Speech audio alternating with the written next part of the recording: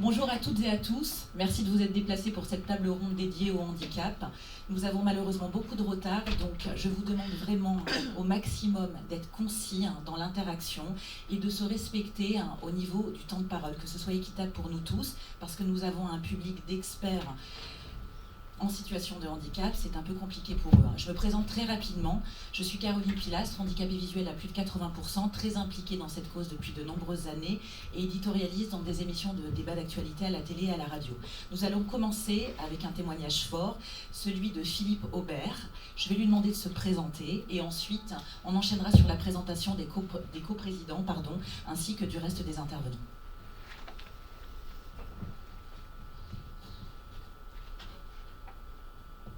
Bonjour Philippe, pourriez-vous vous présenter en quelques mots s'il vous plaît?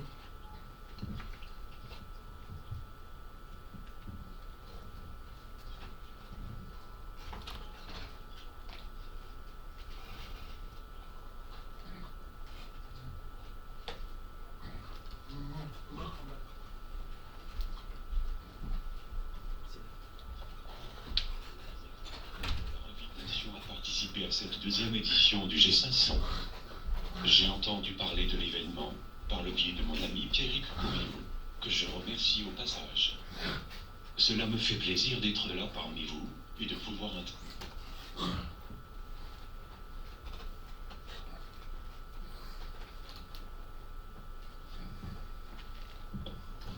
Mesdames, Messieurs, bonjour.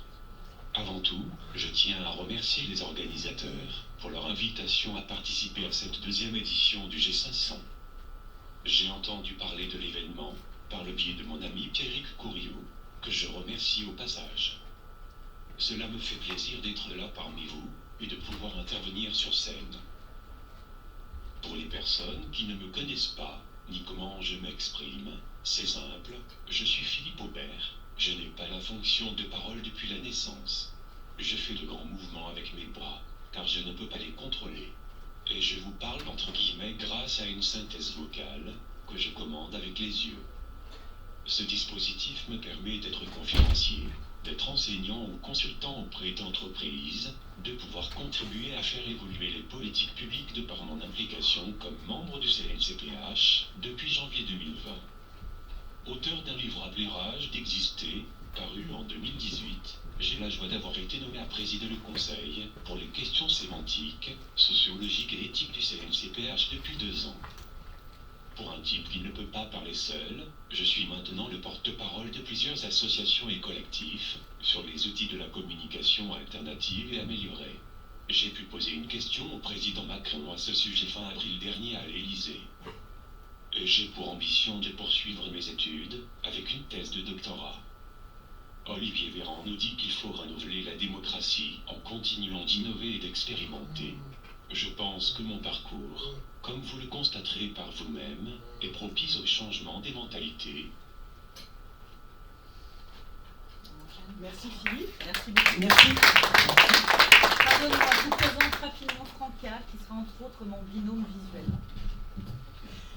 Merci Caroline. Donc, merci Philippe. Donc au fond des choses, je crois que vous avez à cœur de nous donner envie de plonger dans l'histoire. En introduction, voici ce que j'ai envie de vous dire. Coupons court à tout suspense. Venir dans le sud de la France à Marseille, magnifique siège de la démocratie culturelle et participative, pour aborder devant vous la question de la participation ouverte à tous, à la vie en société, m'a tout de suite ravi. En effet, c'est la thématique que j'ai souhaité développer dans le cadre de cette table ronde. Comme vous le dites, j'aimerais vous faire plonger, non pas dans les calanques et les fonds marins de la Méditerranée, mais dans l'histoire avec un H majuscule, à 50 ans ou 30 ans derrière nous, pour ensuite arriver à nos jours et enfin envisager le futur. En premier, j'aimerais parler des lois de 1975 et de 2005, ensuite de ce que l'on appelle la compensation du handicap, et enfin vous évoquer différentes ambitions que nous pouvons porter ensemble pour l'avenir. Cette approche aura l'avantage, à mes yeux, de dresser un panorama le plus complet possible du devoir qu'ont les personnes en situation de handicap de s'épanouir en société. Je vous remercie par avance de votre écoute et vous invite à préparer toutes les questions que vous jugerez utiles afin de me les poser à la fin. Alors Philippe, on comprend votre envie de...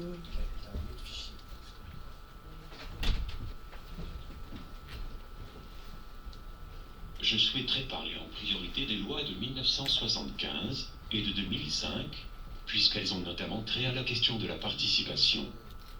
Elles me tiennent donc facilement à cœur. D'une part, car la loi de 1975 rend pour la toute première fois de notre histoire l'éducation normale ou spécialisée des enfants et des adolescents en situation de handicap obligatoire en France. Il s'agissait là d'une avancée absolument fondamentale, à la fois nécessaire et attendue, pour les droits de l'enfant. Avancée que nous ne pouvons, par conséquent, qu'unanimement saluer.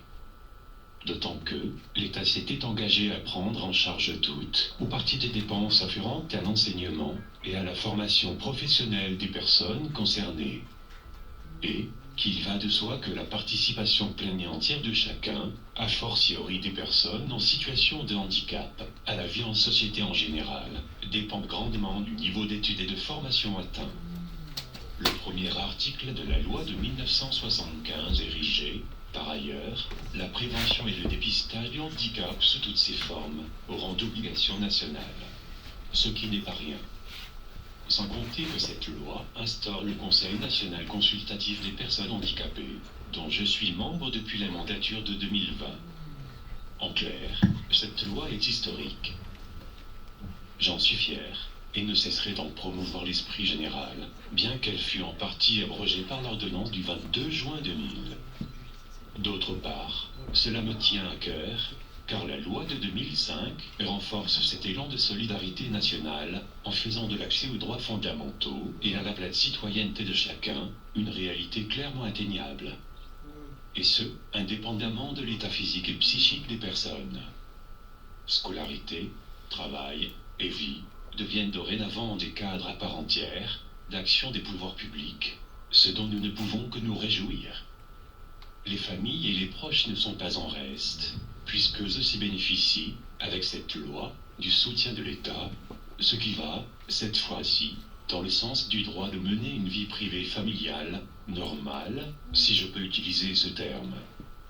En définitive, ces lois consacrent le droit au bonheur des personnes en situation de handicap et fondent de leur avenir un horizon plus sûr et supportable, en concourant à l'inclusion durable par le droit. Ces dispositifs législatifs témoignent des liens directs entre le juridique et la sociologie, ce dernier est dans mon domaine de prédilection et de formation Master 2.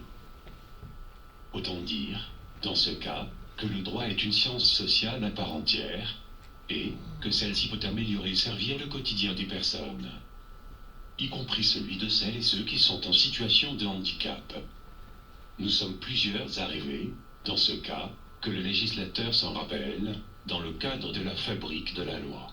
Et à rêver surtout que les personnes en situation de handicap continuent leur combat pour l'égal accès aux droits. D'autant que ce combat n'est pas plus fort que notre volonté. Il en va de notre pleine et entière autodétermination. Alors fonçons.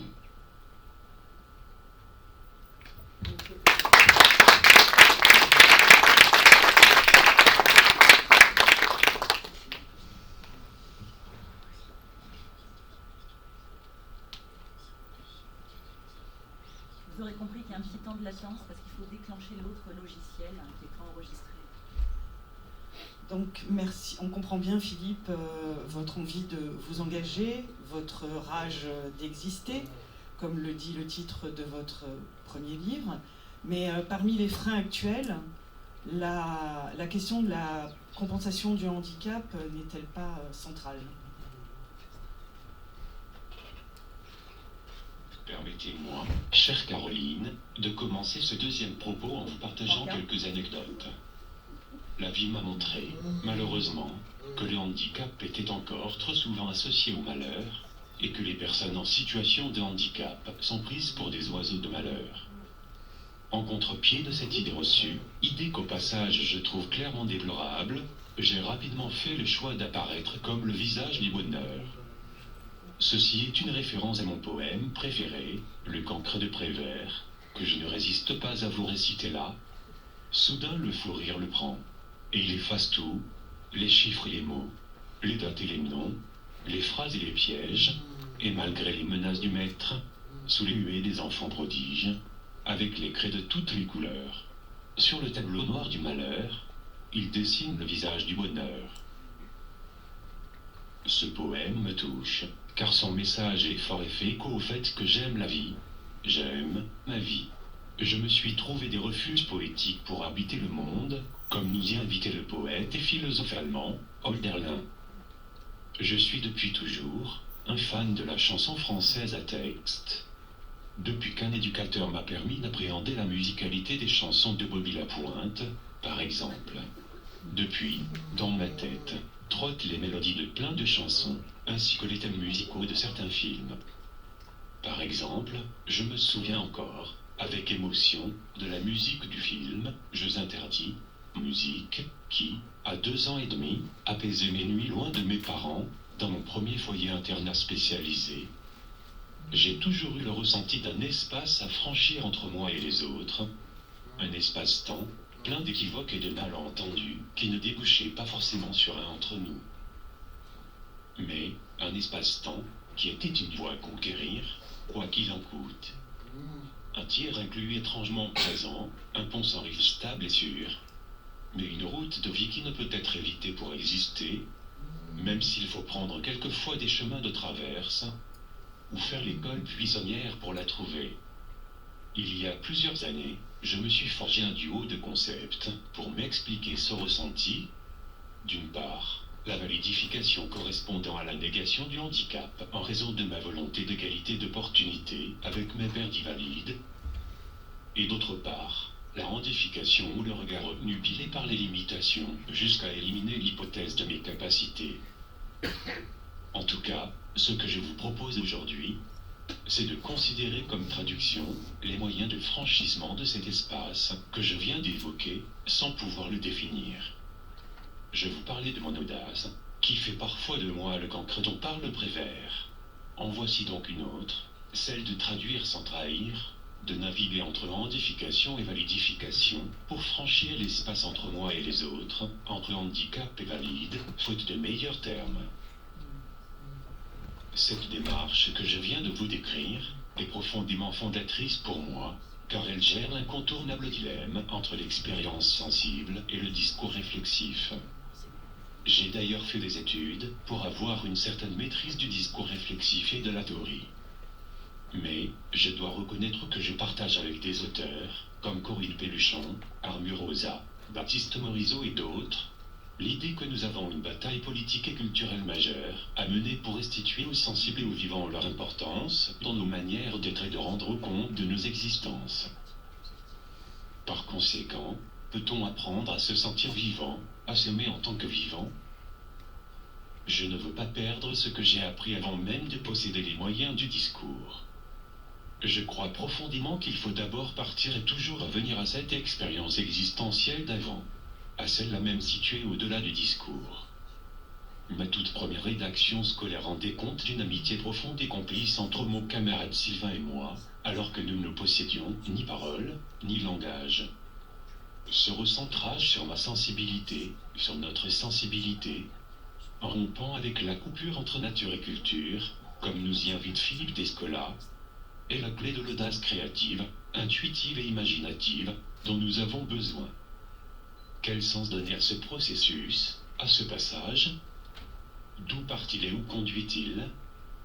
Trouve-t-on des passeurs, humains et non humains?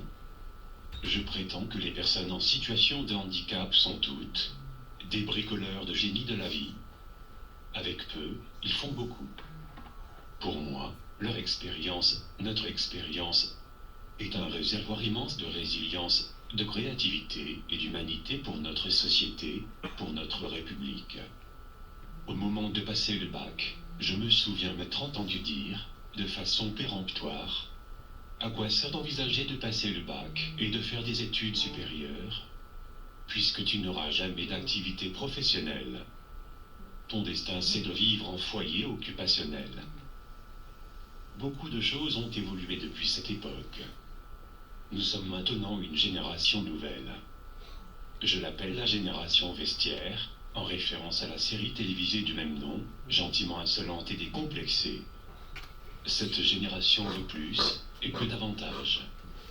Elle ose prendre la parole, communiquer, s'exposer. C'est aussi un mouvement international.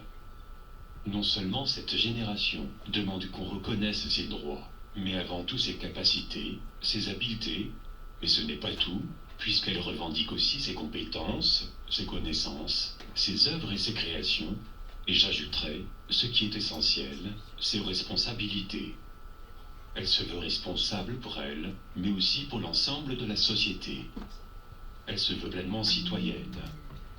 D'ailleurs, je crois profondément que le monde du handicap ne doit jamais s'isoler et se concevoir comme un monde à part. J'ai développé ce point de vue au cours d'un précédent conseil interministériel du handicap en 2021, en qualifiant, comme je vous le disais à l'instant, les personnes en situation de handicap de bricoleurs de génie de la vie. Ce n'était pas une envolée lyrique, mais une façon d'attirer l'attention sur une face encore trop peu mise en avant. Je m'appuierai donc sur ce point de vue. Il n'y a pas d'autonomie sans un sujet. Ce sujet, c'est l'individu, la personne singulière. Chacune, chacun d'entre nous est unique, et chacune, chacun a besoin d'un processus d'individuation et de socialisation pour exister, et ce à tout âge, tout au long de sa vie. L'autonomie est une réalité d'interdépendance et de lien avec les autres. Selon Paul Ricoeur, être autonome, c'est être identifié par soi et par les autres comme un sujet décideur de ses propres actes. C'est aussi avoir confiance dans sa propre capacité à être ce sujet, cet acteur, cet auteur. L'autonomie d'action et de décision est alors au cœur d'un processus et d'un écosystème d'identification et d'autodétermination qui s'inscrivent dans l'histoire et le développement de chacun d'entre nous, personne dite valide autant que personne en situation de handicap.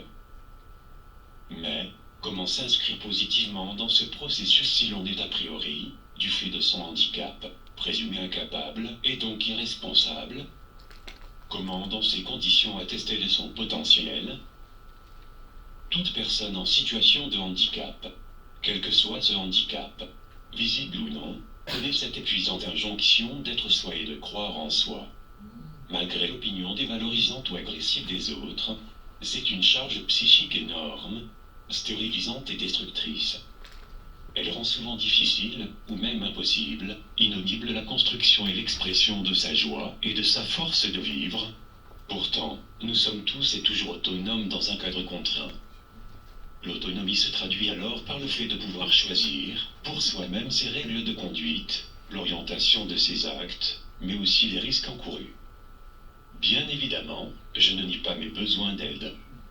L'autonomie n'exclut pas la relation d'aide, elle exclut par contre la contrainte d'autrui. Alors, elle est intrinsèquement liée à l'interdépendance et au lien avec les autres, qui vont être des vecteurs de cette autonomie. L'enjeu ici, pour les personnes dépendantes et leurs aidants, leurs accompagnants, leurs référents, est au cœur de leur relation. Ils sont appelés à rechercher et à façonner un équilibre juste, favorable au déploiement de l'autonomie.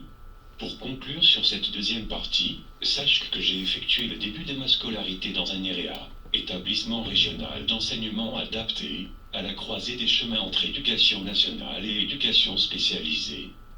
Pour le meilleur et pour le pire. Je dirais donc que je suis un enfant, un fruit du travail des PEP.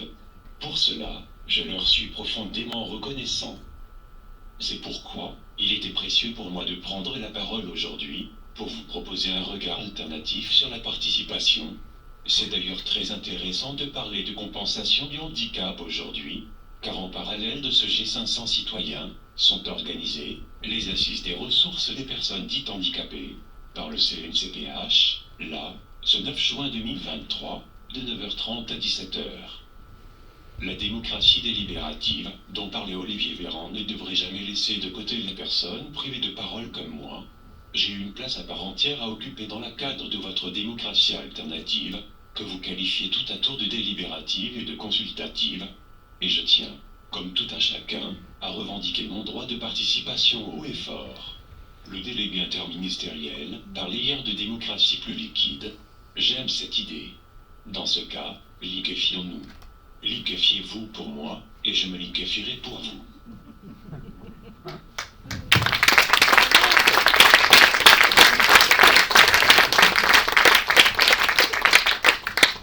Merci Philippe. Donc en conclusion de cette aventure dans le temps que vous nous avez proposée, comment envisagez-vous le futur? Comment y arriver? Comment faire ensemble? Comment arriver à cette inclusion? Et est-ce qu'on en rêve encore? Comment arriver à l'inclusion dont on rêve?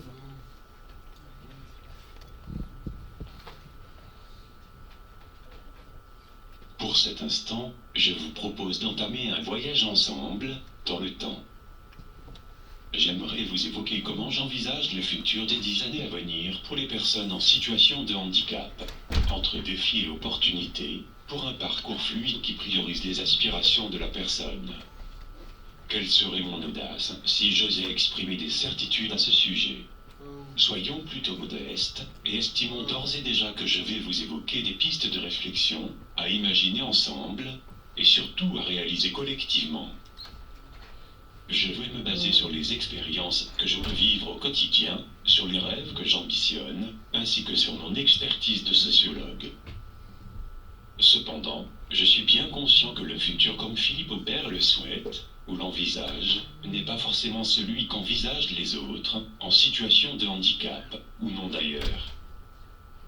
Le philosophe Maurice Blondel nous dit que l'avenir ne se prévoit pas, mais qu'il se prépare. D'ailleurs, la période de crise multiple que nous traversons vient nous le rappeler avec force. 10 ans, ce sont les premières années qui construisent toute une vie. Ce sont aussi de quinquennats. C'est donc un cycle lointain et rapide à la fois, sur lequel on doit avoir prise. Il est possible de toucher ce cycle de 10 ans du doigt. Je prends là une métaphore, car il y a peu de chances qu'au vu de mon état, j'arrive à toucher du doigt quoi que ce soit. Je n'ai pas pris le temps de préciser que je vis avec une paralysie cérébrale depuis une quarantaine d'années. Cette paralysie cérébrale ne dit pas concrètement en quoi consiste ma pathologie. Mon cerveau est loin d'être paralysé. En plus de quelques connexions qui ne se sont pas faites à la naissance, je ne peux pas m'exprimer à l'oral de façon classique. Vous l'aurez sûrement remarqué avec la synthèse vocale de mon ordinateur. Et, de surcroît, je ne suis pas en mesure de contrôler les mouvements de mes bras et de mes jambes. Ce que l'on appelle une athétose. Vu combien je cumule de rebondissements et de difficultés, cela aurait pu s'appeler une apothéose. Bien, maintenant que l'on a établi ce que je ne suis pas en mesure de faire, comme beaucoup de jeunes, d'enfants et d'adultes, dont vous connaissez bien les réalités de vie, je souhaite me concentrer sur le fond de la question, sur ce qu'il est possible, souhaitable, mais aussi ce qui est potentiellement impossible de faire, et d'en discuter ensemble malgré tout. Dans 10 ans, lorsque l'on est une personne en situation de handicap en 2022 et en France, où va-t-on? Où souhaite-t-on aller? Quels sont les leviers et les freins, humains, logistiques, matériels, financiers à ces rêves? Avant de se projeter dans l'avenir, il nous faut bien faire un constat. Les objectifs et les promesses anciennes ne sont pas atteints. Les rêves que l'on avait il y a exactement 20 ans lors du vote de la loi de 2002 sur les droits des usagers d'établissements médico-sociaux, ou à quelques années près, de la loi de 2005 sur la pleine citoyenneté et participation des personnes en situation de handicap à l'ensemble des activités professionnelles, culturelles, sociales, environnementales, politiques et bien d'autres, sont pour partie encore des rêves, des objectifs à atteindre. Partant de ce constat, pour beaucoup de personnes en situation de handicap, le rêve pour dans 10 ans, c'est de voir tenues les promesses d'il y a 20 ans, en plus de celles d'aujourd'hui. Triste ambition, vue sous cet angle. Mais je ne suis pas de ceux qui s'apitoient sur ce qui n'a pas été réalisé. Je suis de celles et ceux qui avancent, coûte que coûte, en passant parfois par la fenêtre, si ça ne passe pas par la porte, quitte à construire la fenêtre. Comme je l'évoquais au Premier ministre Jean Castex lors du Conseil interministériel du handicap le 16 novembre 2020, je parle souvent de la génération Toulouse-Lautrec, Lorsque j'évoque la génération actuelle, en référence à la série éponyme diffusée à la télévision, gentiment insolente et décomplexée, j'ai été très intéressé par le livre de Pierre-Noël Giraud, L'homme inutile, dans lequel l'auteur expose les nouvelles trappes à inutilité que créerait notre système économique. Je trouve ce concept très suggestif. La présomption d'inutilité est trop souvent notre quotidien. Je pense aussi au livre de Loïc Andrien et Coralie Sarrazin, intitulé Handicap, pour une révolution participative, et dont le sous-titre est la nécessaire transformation du secteur médico-social. Ce livre nous rapporte les travaux concernant la question centrale, et malheureusement encore trop présente, de présomption d'incompétence vis-à-vis du handicap. On n'est jamais bien loin de nos stéréotypes, mais la génération vestiaire sait que, pour exister, elle doit s'en affranchir. Tout doit donc changer.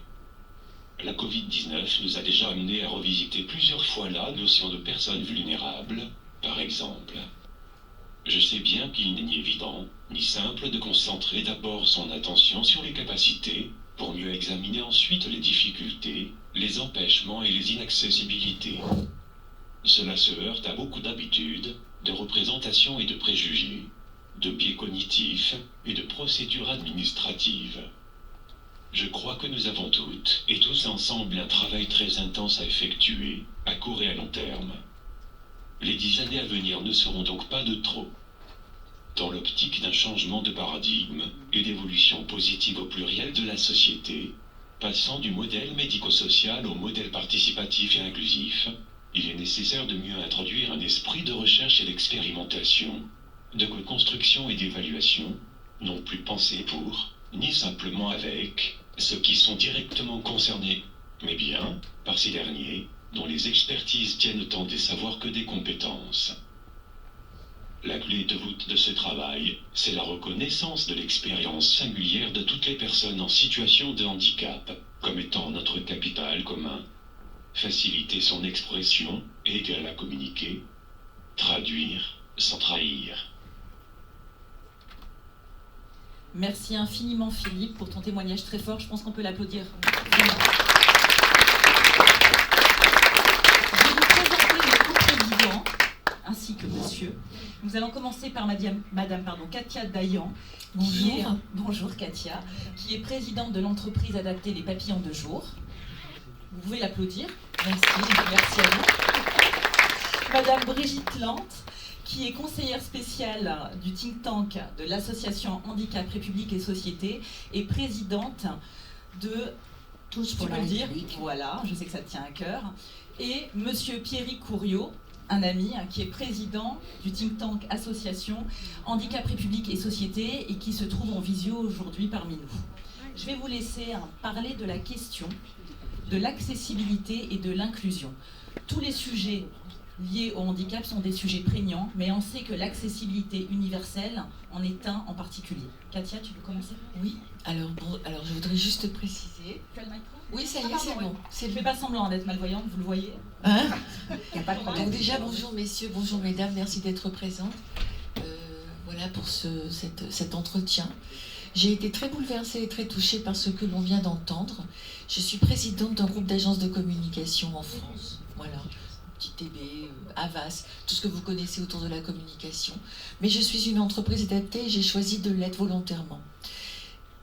Être une entreprise adaptée, c'est avoir 80% de salariés en interne en situation de handicap. Ça veut dire quoi ? Ça veut dire que pour rejoindre ce que vous venez d'entendre, la loi de 2005 de M. Jacques Chirac a demandé à ce que toutes les entreprises de plus de 20 salariés devaient forcément inclure en interne 6% de leur effectif à temps plein en situation de handicap.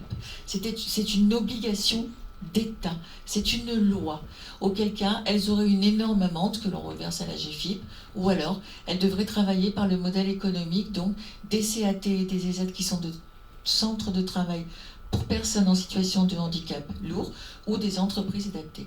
Quand j'ai créé les Papillons de Jour il y a plus de 10 ans, je suis partie du constat que aujourd'hui, on ne parlait pas de handicap, on pensait qu'une personne en situation de handicap n'avait pas du tout de compétences, n'était capable de rien faire. Une personne qui est en situation de handicap invisible, ce sont des personnes qui ont des leucémies, ce sont des personnes qui ont des scléroses en plaques, ce sont des personnes qui peuvent être aussi à mobilité réduite, mais qui ont des compétences. J'ai cassé le sujet, c'est vrai, et j'ai expliqué, et j'essaye tous les jours au quotidien, entourée de Pierrick, entourée de tous mes amis, qui me soutiennent aussi, à travers mon activité professionnelle de shooting de mode ou d'autres métiers de la communication, de prouver que la compétence va au-delà du handicap. Pour revenir au sujet de l'accessibilité, plus de 20 ans, plus de 30 ans, je trouve ça inadmissible et j'aimerais trouver des solutions efficaces. Qu'aujourd'hui, au bout de 30 ans, une personne âgée, une personne en fauteuil, une personne avec des poussettes, une personne enceinte, que nous, les êtres humains, nous, les citoyens, nous ne pouvons pas accéder aux soins, au métro, au bus, au transport, rouler sur les trottoirs en toute sécurité. Aujourd'hui, c'est bien, on a plus de 50 ans, 20 ans, 30 ans. Comment sera-t-on dans quelques années? Qu'est-ce qui se passe sur l'accessibilité? Pourquoi le handicap est toujours représenté d'une certaine façon? On nous écoute, on ne fait rien, on ne dit rien. Il faut introduire le handicap et l'humain et la citoyenneté dans les écoles et dans les programmes scolaires pour arrêter cette façon d'exclure les enfants qui sortent des hôpitaux après de longues maladies et qui n'arrivent pas à trouver aussi quelque part dans le système scolaire, au sein de l'éducation nationale, leur place. Ça n'est pas normal. Combien d'enfants aujourd'hui arrivent avec leur petit cartable pour rentrer en école et on les renvoie parce qu'il n'y a pas de place. Rien n'est fait. C'est le constat que je fais. Je voulais remercier Pierrick, je voulais remercier Philippe, des efforts de Caroline, de toutes les personnes qui sont là aujourd'hui, d'être présente et d'entendre ce que l'on a à entendre, parce que maintenant, c'est pas être revendicatrice ou combattante, même si on l'est, tous et toutes autour de cette réunion, c'est parce qu'on veut que ça avance. Qu'est-ce qu'il faut faire exactement ? Aidez-nous à en parler, à expliquer qu'il faut en parler. Arrêtons d'avoir peur du handicap, arrêtons d'avoir peur des non-voyants, des personnes en fauteuil. On est bon dans la vie ou on n'est pas bon, quelle que soit la couleur de peau que l'on a, quelle que soit la maladie que l'on a, quelle que soit la perte des êtres chers qui peuvent être aussi interprétés comme un handicap, parce qu'après il faut se reconstruire, continuer d'avancer. Alors aidez-nous à en parler autour de vous et arrêtons d'avoir peur. Merci Katia. Ça venait du cœur, comme toujours. Nous allons passer au témoignage de Pierrick Couriot, qui est, comme je vous l'avais dit précédemment, en visio. Donc je pense qu'au niveau de la technique, c'est bon, non ? Quelqu'un pourrait me répondre ? Il était là, il y a une minute, il était là. Il a disparu. Bon. Alors écoutez, en attendant de le prendre, si je puis dire, je vous passe la parole. Brigitte, je te passe la parole. Merci Caroline. Oui, Pierrick va parler. Oui. Et je suis la conseillère de HRS, qui est une très belle association qui met le rapport entre, comme elle le dit, handicap, république et société, qui sont tous les problèmes qui concernent actuellement. Je voudrais parler d'un handicap qui est invisible, c'est l'insuffisance rénale, la dialyse, parce que ce sont les mêmes problèmes et il y a beaucoup de handicaps invisibles. Mais avant, je voudrais féliciter Philippe pour son intervention, pour son témoignage qui a une force énorme. Pour Caroline, voilà, mais qui représente un autre handicap. Parce que, certes, moi aussi j'ai été dialysée, mais j'ai eu la chance de pouvoir m'en sortir. Et là, il faut que tous ensemble, nous fassions que les personnes en situation de handicap aient les mêmes droits, les mêmes possibilités de s'exprimer que les personnes dites entre nous normales, mais qui ne le sont pas tout à fait parce qu'elles ne tolèrent pas le handicap. Et il y a une chose qui me choque, notamment dans le monde télévisuel, où tous les jours nous voyons des publicités pour des voitures, Merci. où là on met le wokisme, mais on ne parle jamais du handicap. Et je trouve que la plus grande injustice, c'est le handicap, parce qu'il survient alors qu'on ne s'y attend pas. Il touche tout le monde, quel que soit le milieu social, quel que soit le milieu familial, quel que soit le pays. Voilà ce que je voulais dire, mais je crois que Pierrick n'est pas très loin, et c'est lui qui va s'exprimer le mieux. Merci Brigitte. Je voudrais revenir vraiment sur la question de l'accessibilité et de l'inclusion avant d'entamer les autres thèmes. Je vais vous laisser vous présenter, monsieur, même si votre partie est celle sur les Paralympiques, qu'on évoquera par la suite avec entre autres le grand athlète Riyad Salem, qui va nous rejoindre un peu plus tard dans la matinée. Présentez-vous. Merci. Donc, bonjour à toutes et tous. Donc, Thibaut Sarvoni, moi je suis le directeur du comité départemental olympique et sportif des Bouches-du-Rhône. Je suis un peu le local de l'étape. On n'est pas très loin, à 10 minutes en tram. Voilà, donc je m'occupe de cette structure-là. J'ai été très touché d'ailleurs par comme tout le monde, par ce témoignage-là, mais surtout à titre personnel, puisque j'ai entendu Génération Vestiaire, et il se trouve que Fabrice Chenu, qui est le co-auteur et réalisateur de la série, est un très bon ami, et avec qui on partage les locaux, puisqu'on héberge. Il faut savoir que par ailleurs, il est salarié de l'association Marseille Handisport. Et qu'on héberge au niveau du comité olympique dans nos locaux, donc je lui transmettrai le message et ça lui fera très plaisir. Voilà. Je ne sais pas si... je ne suis pas un spécialiste du handicap, alors effectivement, comité olympique... Est-ce que vous avez votre avis sur la question de l'accessibilité? Bien sûr. Déjà alors, à Marseille surtout à Marseille, si j'ai envie de dire. Principalement à Marseille, qui est une ville toujours à part, dans ce pays qui est un peu à part aussi. Donc effectivement, nous au niveau du comité olympique, il faut savoir aussi que je n'organise pas les Jeux olympiques, ni paralympiques. Le comité olympique, il y en a un par département, un par région. On a fêté nos 40 ans l'année dernière. Donc on sera avant les Jeux et on espère le plus tard possible après. Notre travail au quotidien, justement, c'est d'accompagner les acteurs de terrain que sont pour nous les associations sportives, amateurs, on ne s'occupe pas des clubs professionnels. Toute discipline, puisque c'est olympique et sportif. Il faut savoir qu'en France, il y a 109 fédérations qui sont affiliées au comité national olympique et sportif français. Sur ces 109 fédérations, il y en a seulement 38 qui sont des fédérations dites olympiques, hiver et été. La plupart des fédérations ne sont pas des fédérations olympiques. Certaines même sont des fédérations non compétitives, où on pratique du sport, mais pour différents types de publics, et dont 2 fédérations qui sont importantes par rapport au sujet qu'on évoque aujourd'hui, qui ont une délégation sur cette thématique du handicap et de l'inclusion, que sont la Fédération française handisport, donc là on parle de tout ce qui est handicap moteur et sensoriel, et la Fédération française du sport adapté, qui la concerne les déficiences mentales et intellectuelles. Donc on travaille nous au niveau local avec ces 2 fédérations. Il y a également depuis 2-3 ans maintenant un comité paralympique et sportif français, qui a vocation à regrouper à la fois ces 2 fédérations, mais également aujourd'hui une trentaine d'autres fédérations, dont certaines olympiques ou pas, qui ont une délégation sur le handicap. Voilà. Et donc d'accueil aujourd'hui, parce que bon, les Jeux olympiques, paralympiques, c'est très beau, c'est très fort, ça va être émouvant de Est-ce que c'est en bon? France. Oui, on vous entend. Désolé, pour les choses techniques.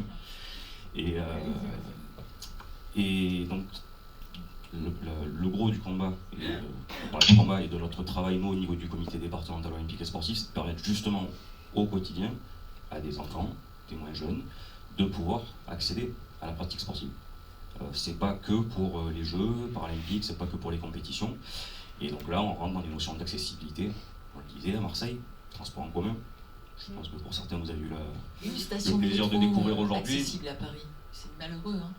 Une station de métro seulement. C'est une de plus que chez nous. Et aucun trottoir accessible. Aucun trottoir à Paris. Trottoir. Aucun trottoir accessible à Paris. Pas de ligne de métro. C'est une catastrophe. Des trottinettes, des vélos sur les métros, un taux d'accident énorme.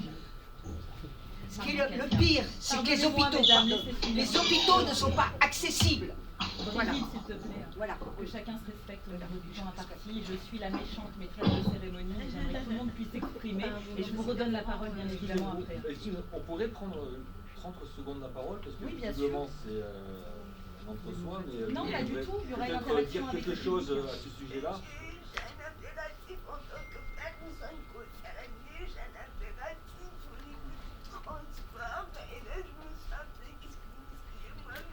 On représente le mouvement Parcours Handicap 13, 200 associations sur les Bouches-du-Rhône, 800 partenaires. Donc nous sommes aussi les régionaux de l'étape, si vous voulez. Donc on a peut-être des choses à dire.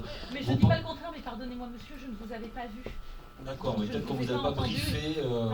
On vous a peut-être pas briefé sur le fait que j'en suis désolé Il y a eu qu'on des soit là problèmes aussi. techniques, mais du coup, comme je ne vous ai pas entendu, c'est pour ça que je n'ai pas fait un tour de table. Mais en 30 secondes, Allez, je vais prenez répondre. tout le temps qui est le vôtre. Non, mais n'hésitez pas. accessibilité et inclusion. Ok, on fait cet événement aujourd'hui, on invite des personnes en situation de handicap, donc qui ont des transports adaptés pour venir. Donc le réflexe que chacun doit avoir, et c'est une éducation à avoir, et c'est long, c'est de se dire tiens, on va faire un événement où on invite des personnes en situation de handicap. Donc, qu'est-ce qu'on fait? On essaie de le programmer le matin, sachant que des gens ont des impératifs d'horaire. Et l'accessibilité, c'est pas que des trottoirs, c'est pas que des stations de métro, c'est aussi des aménagements d'horaire, c'est aussi de prendre en compte le fait que ces gens-là ont l'aide à domicile, des difficultés. Donc, effectivement, nous aussi, on aurait pu le proposer, commençons à 8h30 ou 9h, ce genre de choses, plutôt que de prendre une demi-heure de retard, ou ensuite, Kadouma, à 13h, va devoir repartir chez elle. Mais elle est là depuis 10h ce matin. C'est un réflexe. On est présent au parc national des Calanques et ils ont interdit, par exemple, l'accès au canoë sur les plages des Calanques. C'est très bien, ok, au niveau esthétique, au niveau de l'environnement, c'est très bien. On leur a simplement fait remarquer une chose, c'est que le canoë, c'est la seule façon pour des personnes en situation de handicap moteur d'accéder aux Calanques. Donc, laissez au moins les canoës venir, de ces personnes venir sur les plages. Ah, mais on n'y a pas pensé. Donc, on peut faire tous les aménagements du monde que vous voulez sur tous les sites nationaux. L'accessibilité et l'inclusion est un réflexe, est une éducation. Et pas, on organise un événement, on va l'adapter à des personnes en situation de handicap. De base, on organise un événement qui est évidemment, naturellement ouvert à des personnes en situation de handicap sans avoir à l'adapter. Donc, c'est long, mais c'est de l'éducation, des réflexes, de l'empathie. Voilà, merci. Merci à vous. Favoriser cette inclusion à Marseille, cette accessibilité. Mais c'est comme... Parce qu'il y a un manque d'anticipation dans ce que vous dites. Ce sont des réflexes, madame. Ce sont simplement c'est de l'éducation. C'est comme ce monde-là qui s'ouvre devant nous. On essaie de le faire difficilement sur l'environnement. Mais il faut le faire aussi sur l'inclusion, il faut le faire aussi sur la citoyenneté. Il ne faut plus se poser la question de dire comment on adapte, mais d'entrée, dès qu'une idée surgit, elle est forcément dans l'esprit des gens adaptée parce qu'on y pense instinctivement, tout simplement. Merci beaucoup. On aura l'opportunité de revenir de toute manière sur l'accessibilité. Maintenant que vous avez passé... L'accessibilité aussi, c'est aussi demander aux personnes comment elles peuvent arriver à un bus ou dans une école, il y a le cheminement et tout ça, mais avant le cheminement, comme Gauthier le dit, il faut prendre en compte la situation personnelle de chacun, parce que chacun a son propre organisation et tout, donc on ne peut pas décréter comme ça que c'est pareil pour tout le monde. Vous avez raison. Anticiper, agir. Et chaque personne est experte de sa propre vie. Ne jamais l'oublier, donc demander directement aux gens concernés. Vous avez bien raison. Et vous avez bien fait de m'interpeller. Comme je ne vous apercevais pas, je ne voulais vraiment pas vous mettre au banc de la société. Ça serait malvenu de ma part. Nous allons passer au témoignage en visio de Pierre-Yves Couriot, qui est président de l'association du think tank Handicap, République et Société. Si la technique fonctionne.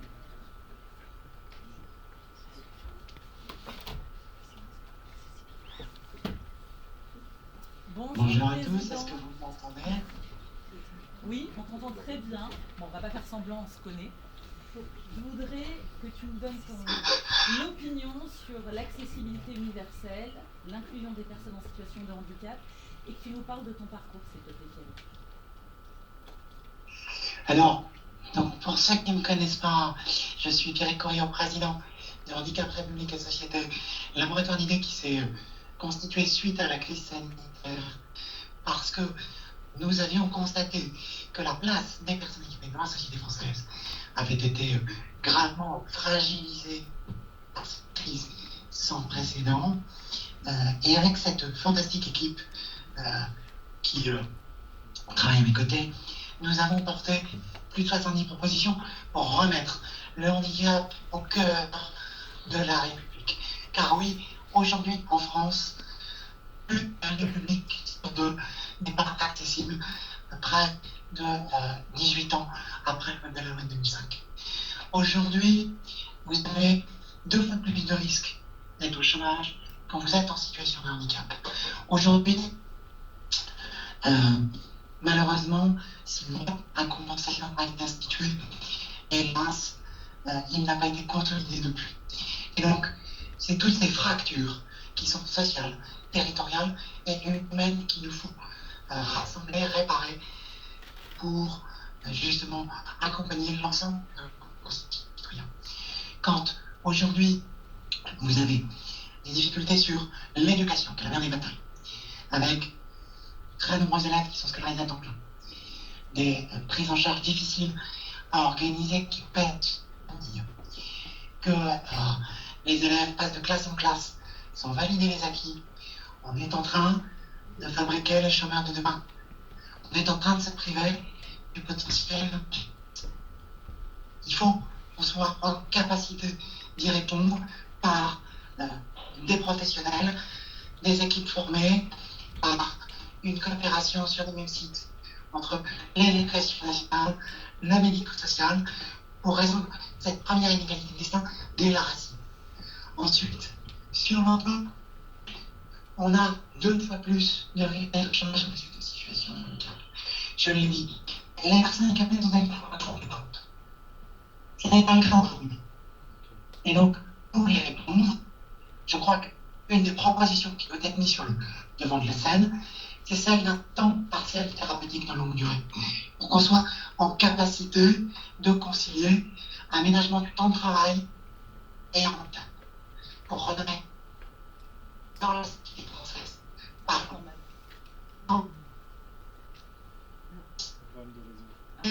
On a un petit problème de réseau, Thierry, ça bug.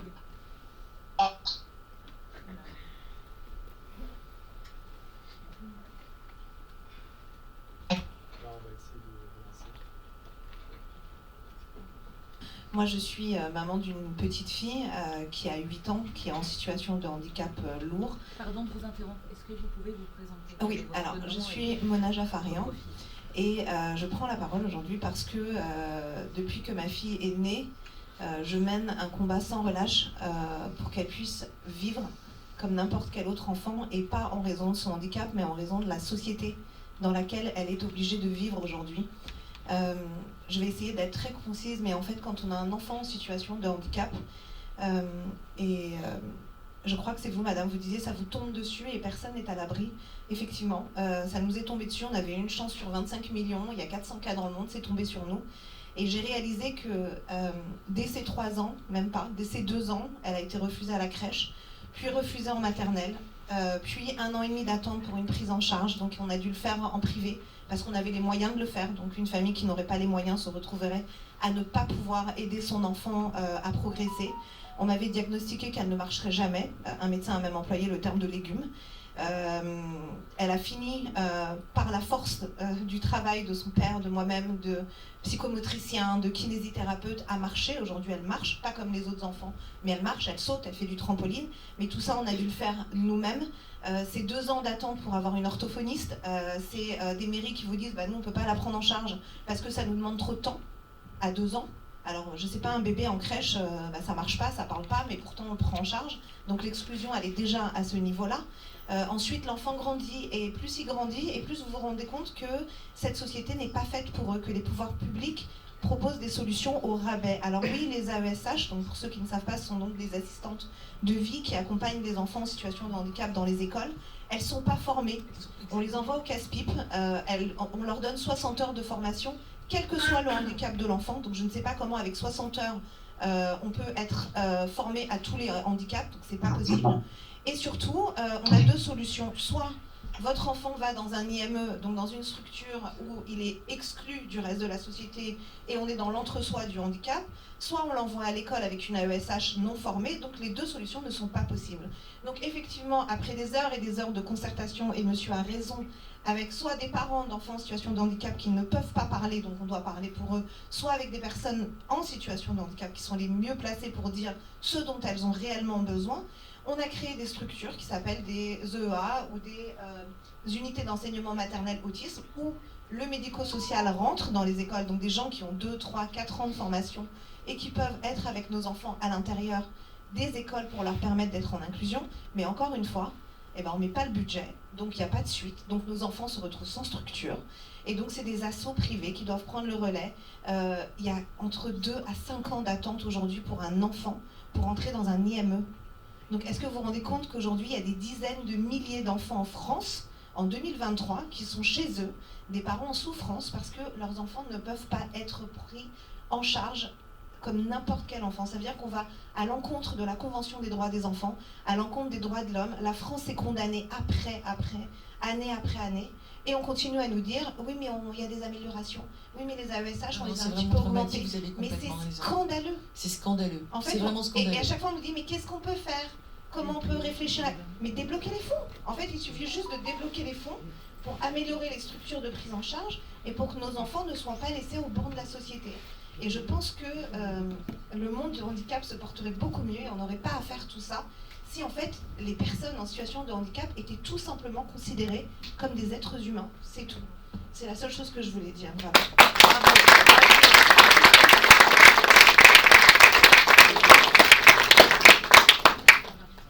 Merci beaucoup. Justement, la question que je voudrais vous poser, pourquoi en France, il y a tant de retard sur la question du handicap globalisé, les pouvoirs publics ainsi qu'une partie de la société appréhendent autant cette question? Pourquoi il y a aussi peu de représentativité? Donc c'est une question évidemment qui englobe d'autres questions. Pourquoi en fait autant de freins? Est-ce une question de volonté politique? Est-ce une question de budget? Est-ce une question d'ignorance? Je voudrais vous entendre tous sur ce sujet. Ah, Pierrick, je te redonne la parole, on refait un tour de table et tu la reprends sur la question de la représentativité et de l'appréhension du handicap, s'il te plaît. Pierrick, pour la représentativité, oui. L'appréhension. L'appréhension, il y a aussi une chose, c'est que, quand vous dites, madame, il faut une volonté. Il faut une volonté politique à tous les échelons. National, au plus haut, quand on a un président de la République qui fait du handicap une cause nationale, vous en avez eu un, c'était Jacques Chirac, il y a des choses qui se passent après. Et il faut continuer à avoir des ministres qui suivent les dossiers, des conseillers qui suivent les dossiers, et qui sont en rapport avec l'administration. Parce que l'administration, c'est souvent « Monsieur le ministre, on ne peut pas. C'est trop long, c'est trop difficile. » Et il faut qu'il y ait le ministre du budget qui donne les financements qu'il faut. Et il faut qu'il y ait des mesures un peu coercitives, mais aussi des mesures qui favorisent. Je pense aux petits commerçants, aux petites entreprises qui n'ont pas les mêmes moyens pour ouvrir tout au handicap et à l'inclusion, comme peuvent le faire des grands groupes. Les moyens de Bernard Arnault et de Pinault, excusez-moi de citer des noms, ne sont pas les mêmes que ceux de petits commerçants de villes, que ce soit à Marseille, à Roubaix ou à Tourcoing ou à Paris. C'est pas du tout la même chose. Et dans les villages, il faut qu'il y ait ces moyens facilitateurs et que les pouvoirs publics se rendent compte de leur devoir. L'ONU nous a condamnés à condamner la France. Il faut appliquer ce qui existe déjà. Ça ne sert à rien de faire de nouvelles lois. Appliquons déjà les lois qui existent et faisons les décrets qui correspondent. Merci Brigitte. Merci.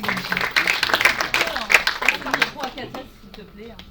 Oui, je l'ai. Je voudrais t'entendre sur le sujet.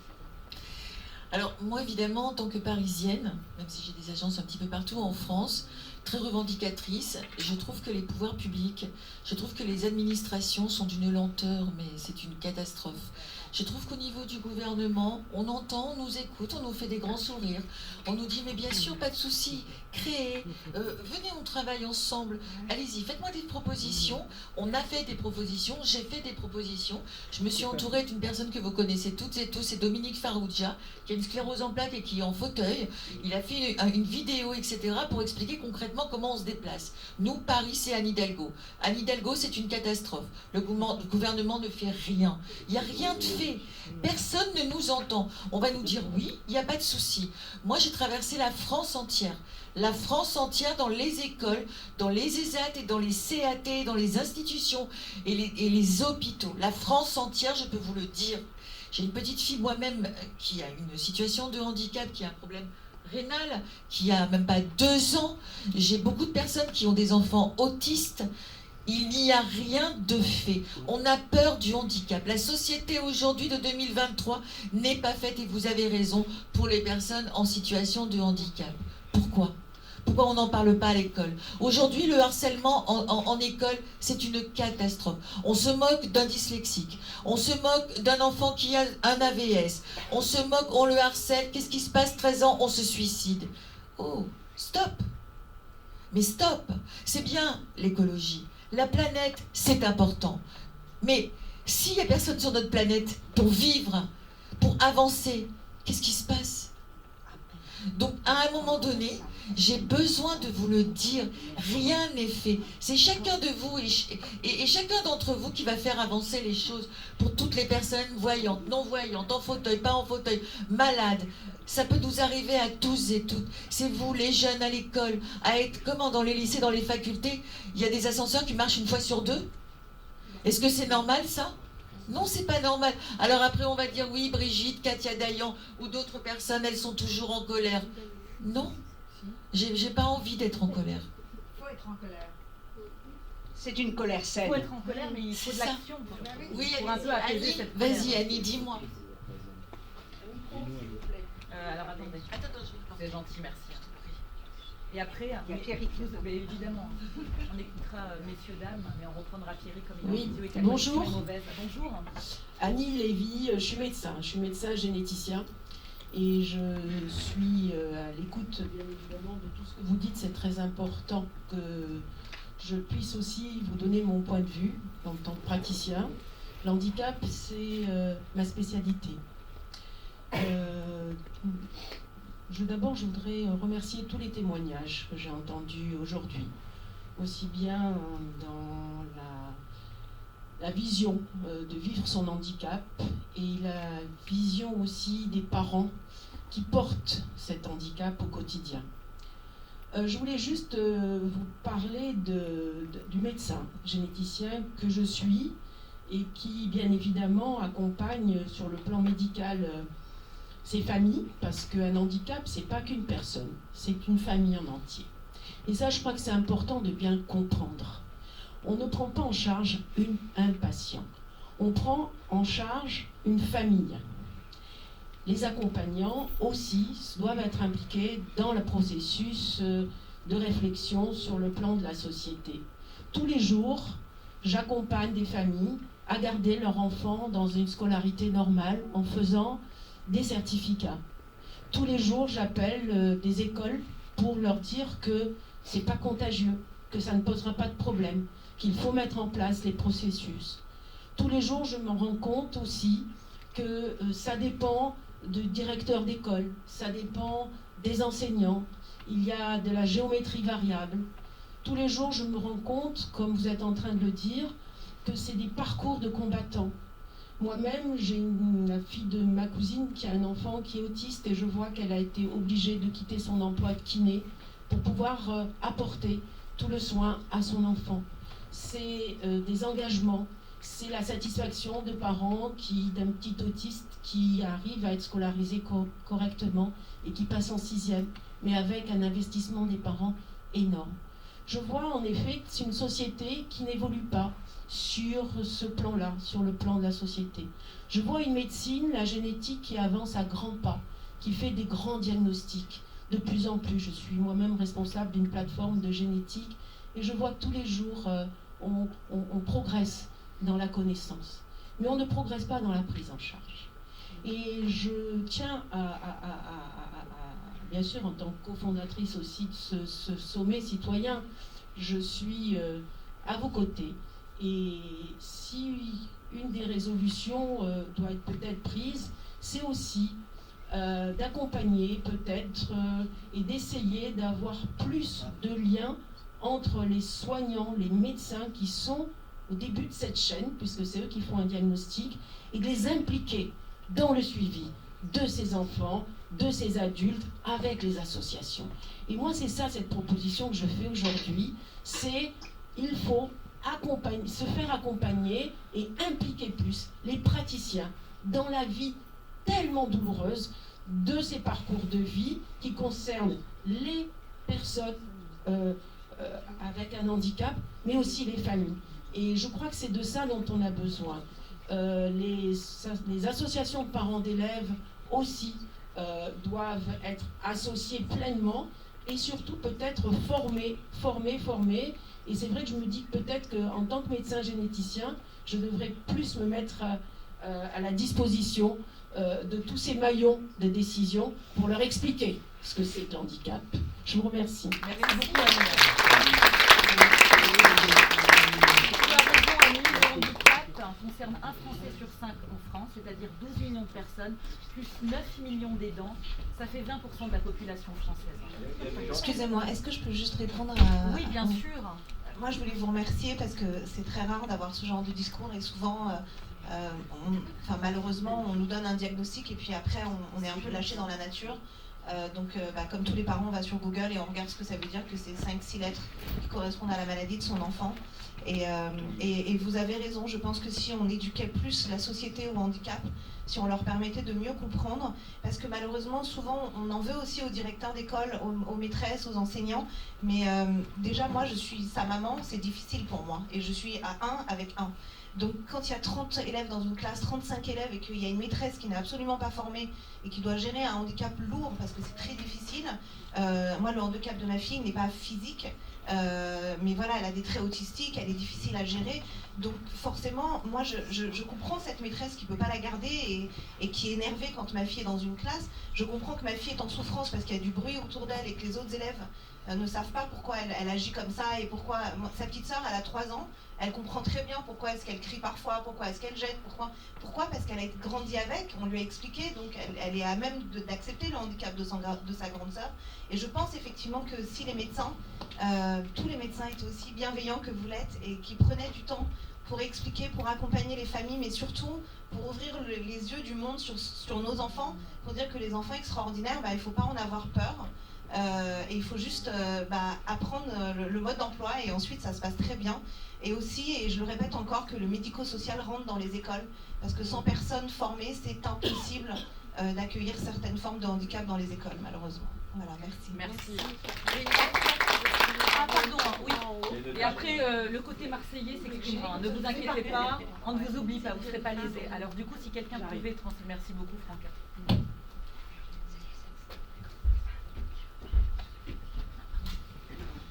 Je me décale si je dérange les gens.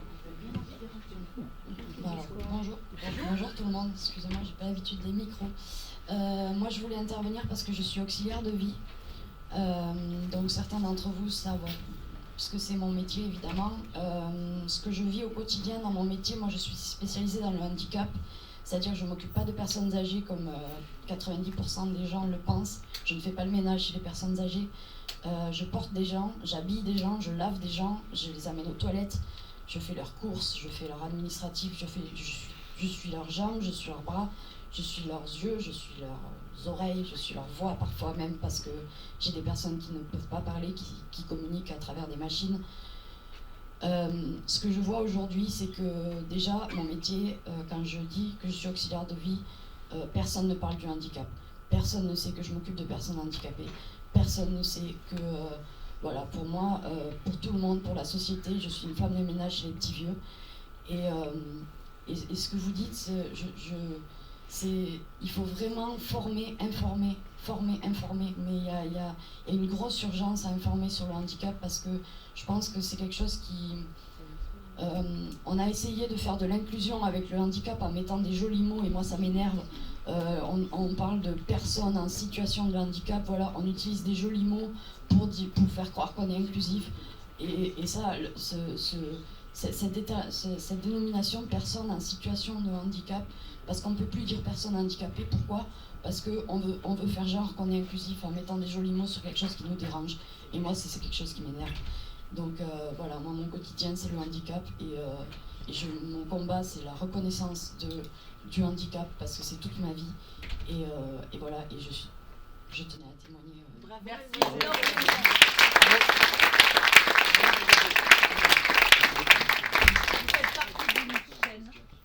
Nous sommes une chaîne et sans vous, nous ne serions pas grand-chose, comme nos aidants. Donc je tiens à vous remercier déjà d'avoir pris la parole, parce que ça n'est pas évident de s'exprimer en public. Pour ce que vous faites, on sait très bien que vous êtes des métiers déconsidérés et pourtant tellement nécessaires, car vous êtes au cœur de l'humain. Donc merci à vous pour tout ce que vous faites pour nous, vraiment. Maintenant, on va s'orienter sur la partie marseillaise. On ne vous a pas oublié. Donc, est-ce que vous pouvez nous parler du manque de représentativité au sein de la société, ainsi que des actions, pardon, si vous m'entendez pas, dites-le moi parce que le micro ne fonctionne pas depuis celui-là. Voilà, ainsi que des actions à mener. Je voudrais vraiment qu'on soit sur le concret parce qu'après on va passer aux propositions et aux votes, s'il vous plaît, comme on a eu beaucoup de retard en amont. Je reprends mon souffle. Pourquoi si peu de représentativité dans toutes les strates de la société concernant le handicap, et que faudrait-il faire justement en termes de sensibilisation ou autres pour exister au même titre que les valides? Vous n'avez pas 2 heures, malheureusement. Non, mais je vais être concis. Le manque de représentativité, tout simplement parce qu'on ne propose pas aux gens de représenter en tant que citoyen, d'être présent dans les organismes de décision, etc. Juste pour vous préciser, le mouvement Parcours existe depuis 20 ans. En fait, c'est des parents et des personnes en situation de handicap qui ont décidé de se mettre ensemble, de se parler et de se dire tiens, on est sur Aubagne, on est sur Berre, on est sur Aix, on va se connaître, etc. Ça fait 20 ans que ça dure. Maintenant, les interlocuteurs privilégiés des politiques, du département, de la MDPH, du Parc national des Calanques, du SIAM, de la métropole, tout ça parce que ce sont des gens qui se sont dit, nous on sait de quoi on parle, parce qu'on est entre nous et tout ça, et puis on va vous expliquer un petit peu à tous comment ça se passe en tant que parents, en tant que personnes en situation de handicap. La représentativité, elle s'est faite naturellement, puisqu'il y a une expertise, les gens savent de quoi ils parlent. Le problème, c'est qu'en France, on a un pays de sachants. Il y a toujours quelqu'un qui sait. Donc qui arrive, et qui arrive de Paris. Alors on n'est pas Marseillais ou Marseillais, on est dans les Bouches-du-Rhône. Le mouvement Parcours est unique en France. Pour une fois que dans les Bouches-du-Rhône, il y a quelque chose qui marche, on le met en avant. Voilà. Il y a toujours quelqu'un qui arrive quelque part en disant « Moi, je suis un expert, je vais vous expliquer comment ça va marcher. » Un sachant. Voilà. Il est là aussi le mal français. Même dans les établissements médico-sociaux, avec tous les bouleversements qu'il y a, les lois qui sont en train de changer, on leur explique comment travailler, ces gens-là. Mais ces gens-là, dans les établissements ou même aux parents, on leur dit maintenant c'est comme ça que ça se passe. Mais non, tout part de la base, tout part de l'expérimentation, de l'expérience des gens qui vivent, soit en situation de handicap, soit qui vivent le handicap à travers leur métier ou leur quotidien. Pourquoi il y a toujours ce du haut vers le bas qui tombe sur tout le monde en disant maintenant c'est comme ça que ça va se passer? Le problème de la représentativité, madame, il est qu'en fait, les gens concernés ne se sentent pas appelés à le faire, tout simplement. Voilà. Merci beaucoup. Madame, vous exprimez? Je voulais compléter un peu que personne handicapée représentative. Il y a aussi les obstacles de l'accessibilité en termes de transport, en termes de moyens techniques, adapter le son aux malentendants et tout. Et effectivement, avant, c'était beaucoup les sages-gens qui connaissaient plus que nous. Mais bon, je crois que ça continue et ça devrait se calmer un petit peu. Et moi, j'aimerais juste ajouter au niveau des logements. Le logement, on parle de logement inclusif, bon c'est bien, mais comment on accompagne les personnes qui vivent dans un logement parc social où il n'y a pas d'accompagnement? Alors, des fois on se retrouve, l'appartement il est parfaitement accessible et quand on emménage, on ne peut pas ouvrir le portail de chez nous parce que ça n'a pas été pensé avant qu'avant d'arriver chez nous, il faut passer le portail. Donc, il y a que des petites bricoles techniques qui nous pourrissent la vie au quotidien. Et c'est ça que je tenais à dire aussi. Merci beaucoup. La technique, c'est important. L'accompagnement des auxiliaires de vie, c'est très important pour nous. Les soignants et l'aide à domicile, c'est important pour nous aussi. Voilà, merci. Merci à vous. On sait que la représentativité dans le sport existe, mais est-ce que vous voulez vous exprimer sur le sujet global de la représentativité ou pas, monsieur? Globalement, de toute façon, que ce soit dans le sport ou dans les autres domaines. Donc, quand on parle d'accessibilité, c'est une réflexion très personnelle, mais il me semble que l'une des premières étapes aussi à ce manque d'accessibilité, c'est le manque d'information. souvent les gens en fait n'ont même pas accès à l'information, c'est-à-dire qu'ils ne peuvent même pas se dire que c'est possible. On a plein de retours, nous, d'enfants, surtout, bon, pas des enfants, plutôt des familles, des parents, d'enfants en situation de handicap.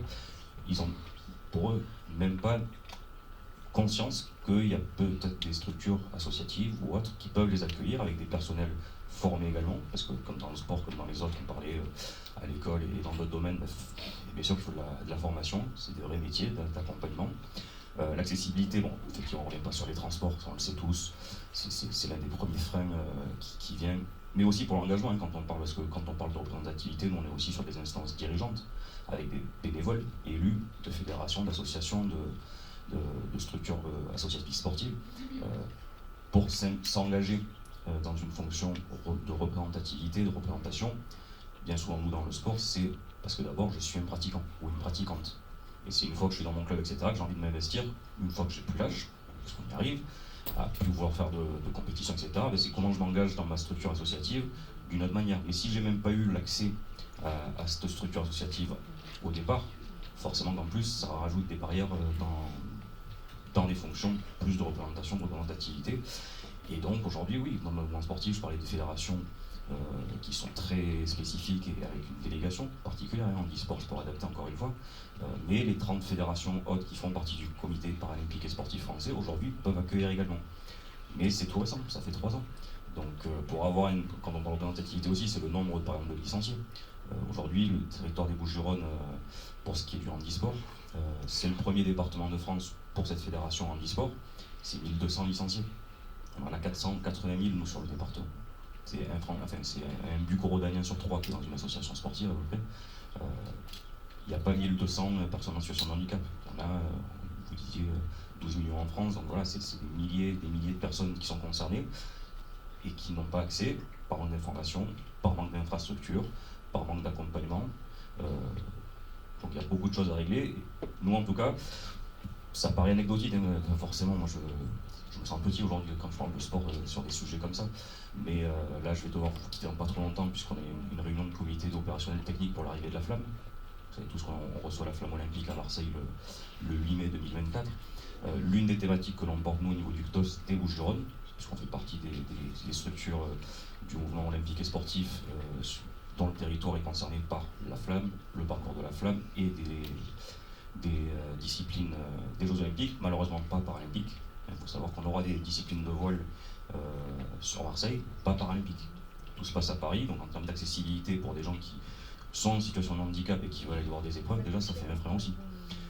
Et donc là, on va porter un message, c'est prévu aujourd'hui, on l'avait déjà fait sur la première réunion de comité de pilotage, de prendre en compte également dans ce qu'on appelle les volontaires, c'est-à-dire qu'il va y avoir 80 000 personnes quand même recrutées pour les Jeux, alors pas 80 000 qu'à Marseille, hein, c'est Paris, Marseille, partout là où il y aura des épreuves olympiques en 2024, de prendre en compte qu'il y a des gens qui vont venir voir les Jeux olympiques, les Jeux paralympiques, qui sont en situation de handicap, donc il va falloir aussi des gens dans les volontaires prendre en compte ça, des gens qui vont être là pour les accompagner, parce qu'on disait sur l'adaptation aussi des parcours d'un lieu à l'autre, etc. C'est pas les mêmes temps, c'est pas les mêmes choses à prendre en compte, donc il va falloir aussi prendre en compte ça, parce que pour le moment, je suis très à l'aise, parce que même si c'est comité départemental olympique, comme nous le disions, on n'organise pas les Jeux et c'est pas du tout notre structure, puisqu'il y a un comité d'organisation des Jeux qui le fait, avec qui c'est compliqué de discuter aujourd'hui. Donc on essaie de faire porter le message, notamment sur ça, à notre petite échelle qui est le sport. Merci. Nous allons passer aux résolutions, hein, parce qu'on pourrait débattre de tous les sujets liés au handicap encore pendant des heures. Il y a tellement à dire et à faire. Je voudrais vous entendre tous, alors en priorité les personnes qui doivent partir, pour des raisons de planning, sur ce que vous voudriez mettre en avant pour que les élus, les politiques, vous, nous entendent. Donc monsieur, comme vous devez partir, ainsi que madame et monsieur. Après, nous, c'est souvent des sujets de réflexion qu'on a au sein du mouvement, c'est que les expérimentations demandées par les parents, par exemple, pour faire de l'habitat commun, de l'habitat ensemble, soient prises en compte. Il y a tellement de cases administratives dans lesquelles toutes ces expérimentations ne rentrent pas. Donc il y a des freins qui sont terribles. C'est-à-dire qu'il y a des parents, par exemple, qui trouvent du foncier, un appartement, une façon de vivre pour que leurs enfants vivent ensemble parce qu'il n'y a plus de place en institution, par exemple. et ben, ces projets-là sont refusés parce qu'il faut un petit financement public, donc il y a trop de dogmes administratifs qui bloquent. L'administration française n'est pas très imaginative, elle n'est pas très ouverte à tout ce qui est expérimentation. Elle est souvent très resserrée dans ses prérogatives. Si vous faites un foyer qui ressemble avec un petit peu de service d'accompagnement à la vie sociale, pour eux, vous êtes dans deux cases différentes. Il faut une seule case. Vous ne pouvez pas être dans deux cases ou dans une demi-case. Voilà, donc c'est être un peu plus malléable, souple au niveau des financeurs et de faire confiance aux gens de terrain qui imaginent des choses intelligentes. Et parfois, l'administration, elle ne reconnaît pas l'intelligence du terrain. Voilà. Donc, c'est qu'il y ait des financements spécifiques pour des expérimentations locales et qui sont différentes parce que innovantes. Voilà. Donc, si je me permets de résumer, plus de simplification administrative et moins de déconnexion. Oui, madame. Et surtout, le point central revient toujours les personnes avec les personnes. Oui. La résolution de problèmes ne se fait pas entre institutions, il se fait avec les personnes concernées. Puisque madame, tout à l'heure, vous parlez de monsieur Chirac. Monsieur Chirac, il a révolutionné le monde du handicap. Pourquoi? Parce qu'il a fait une fille en situation de handicap, l'anorexie. Donc, c'est toujours... il y a toujours un lien entre l'évolution et la vie personnelle de chacun. Et ça, c'est regrettable. Exactement. Merci beaucoup. Monsieur, et ensuite Katia, Brigitte et puis Pierrick. Si vous deviez choisir une proposition, une résolution. C'est pas compliqué comme ça, à chaud, je n'avais pas réfléchi à la Celle question. de votre choix. Non, mais ça paraît bête ce que je vais dire, mais il me semble quand même qu'on a eu un brillant exposé sur les différents historiques un peu des lois. Ça me paraît quand même un peu fou aujourd'hui de se dire que encore aujourd'hui il y a des lois qui ne sont pas respectées. C'est peut-être simplement de faire respecter la loi. Moi je parle aussi pour les infrastructures sportives, les gymnases, les collèges, les piscines, dans les collèges, les piscines. Marseille, on sait ce que c'est aussi, on parlait des transports, il n'y a pas que les transports à revoir. Ça me paraît fou aujourd'hui de devoir dire que même ça, la loi n'est pas respectée par... Alors là on parle plutôt, je ne sais pas quand vous parlez d'administration, c'était plutôt partie État. Moi je serais plutôt sur la partie collectivité, parce qu'aujourd'hui les infrastructures, les EPR, les établissements recevant du public, les ERP, pardon, c'est principalement, en tout cas pour nous, ce qui est dans la thématique sportive, de la compétence des collectivités, soit des mairies, soit du conseil départemental, de mettre un peu des moyens sur ça, voire beaucoup de moyens, mais ce qui est juste pour respecter la loi, c'est-à-dire que là on ne peut pas parler de volonté politique. Le sport, nous, quand on dit qu'il y a une volonté politique du département, ça on peut l'entendre parce que c'est pas une compétence obligatoire, une collectivité, le sport. Donc que des associations sportives soient financées, etc., tant mieux. Des fois ça baisse depuis un certain temps, mais c'est pas une compétence obligatoire. Il me semble quand même que sur la mise aux normes et en conformité des structures où il y a du public, et notamment des personnes en situation de handicap, parce que c'est pas spécifique pour eux, en fait, c'est pour tout le monde, et eux aussi en font partie. Donc ça paraît peut-être pas tout ce que je vais dire, mais voilà, que la loi soit respectée, que les collectivités mettent les moyens qu'elles doivent mettre, pas qu'elles ont envie de mettre. Merci beaucoup. On va reprendre Pierrick Couriot et après ça sera à vous, mesdames. Non, Non, je le prends sur je l'appelle sur WhatsApp. D'accord. C'est le seul moyen. Ok. Qu'il puisse un peu s'exprimer quand même. Pierrick, tu peux parler. Attends, je te mets en ampli. Voilà, tu peux parler. Attends, 30 secondes, vous devez partir, ça y est. Merci beaucoup de votre présence. Les applaudissements.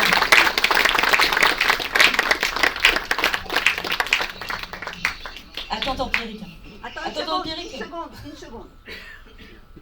Mon ampli, bon, alors, qu'est-ce qu'on fait Il faudrait quelqu'un. Voilà, merci. Pierrick, tu peux recommencer, s'il te plaît. Bonjour à tous. Bonjour. Alors Pierrick, je suis désolée. Attends Pierrick, je suis désolée, on a peu de temps. Je vais te demander de me donner une résolution ou une proposition que tu aimerais voir mettre en œuvre réellement, sincèrement par l'État. Je crois que la première des propositions qu'il y a à faire, c'est de porter un crédit d'impôt d'accessibilité pour qu'on puisse vraiment résoudre l'accessibilité du quotidien et qu'on puisse accompagner les commerçants, les artisans,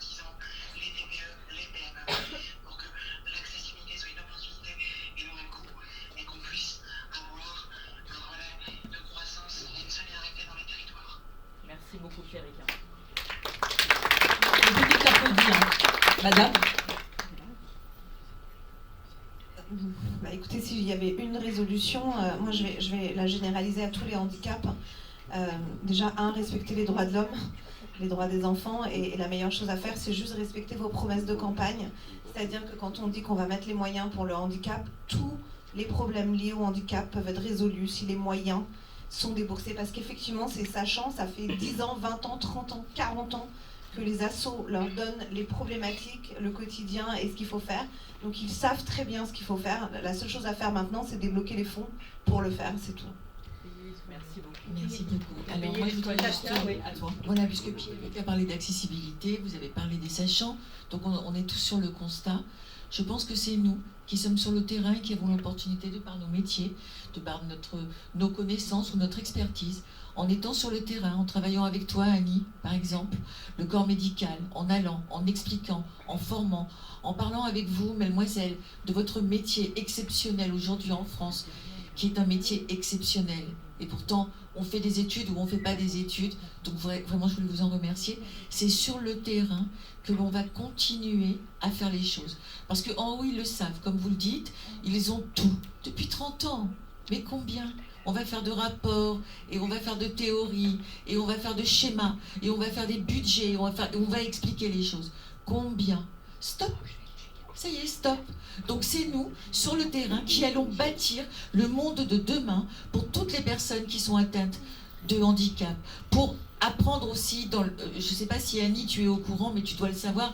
Par exemple, il y a dans les hôpitaux, on annonce à des familles que leur enfant est atteint de maladie, par exemple la maladie de Bourneville. Personne ne sait ce que c'est la maladie de Bourneville. C'est une maladie génétique qui vous tombe entre 6 mois et 1 an. Personne n'est au courant de ce que c'est. Alors il faut apprendre aussi au corps médical à expliquer à une maman, à expliquer les choses. C'est nous qui allons le faire.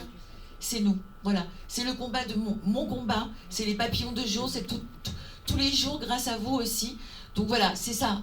Il faut l'expliquer. Il faut travailler sur le terrain. Il faut arrêter d'essayer et d'espérer de ces grands politiques. Et c'est la masse qui fera la force. Merci. À toi, Brigitte. Je parlais, je ne sais pas si on entend. Je parlais au nom de Handicap, République et Société. Je parlais au nom de Tous pour la République, qui marche beaucoup en partenariat avec Handicap et République et Société. La première des libertés, c'est de respecter et de faciliter le vote des citoyens.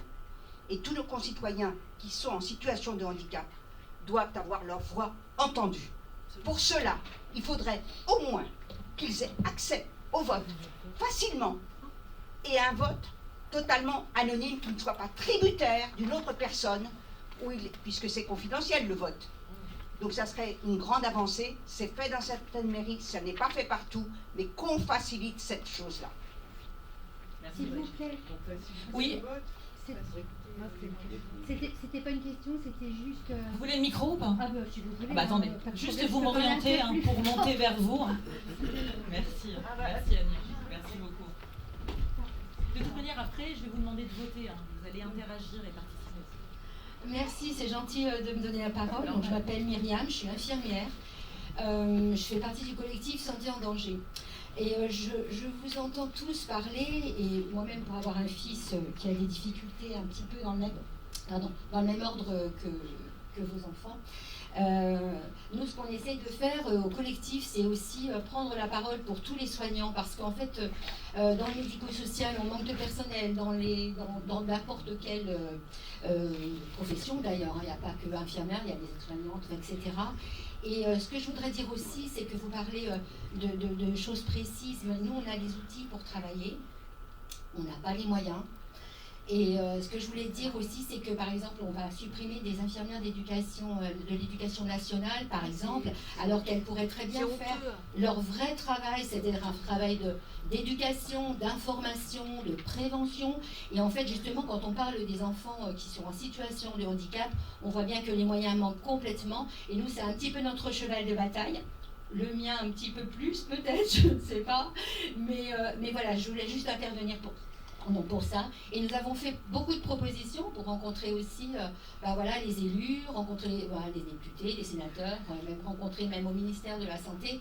Je crois que les oreilles ne sont pas forcément fermées, mais comme vous dites, il me semble que c'est vous qui avez dit, madame, on vous écoute, on vous sourit, et je crois que peut-être c'est ça qu'il va falloir faire, c'est-à-dire réinsister encore et encore, mais travailler tous ensemble, parce que dans la santé, dans nos professions, d'ailleurs vous l'avez très bien dit également, moi j'étais admirative, c'est que en fait les outils existent. Mais dans le système de santé, je crois que c'est vous, monsieur, qui en avez parlé, enfin le système de santé et le système administratif, c'est que tout est très, très, très compartimenté. Et en fait, les portes, pour les ouvrir, c'est extrêmement compliqué. Et les passerelles n'existent pas. Et ça, c'est peut-être aussi quelque chose que nous devons peut-être tous travailler, je ne sais pas, tous ensemble. C'est juste comme ça une réflexion, mais je veux dire, c'est les outils, on les a. Et les lois, on les a.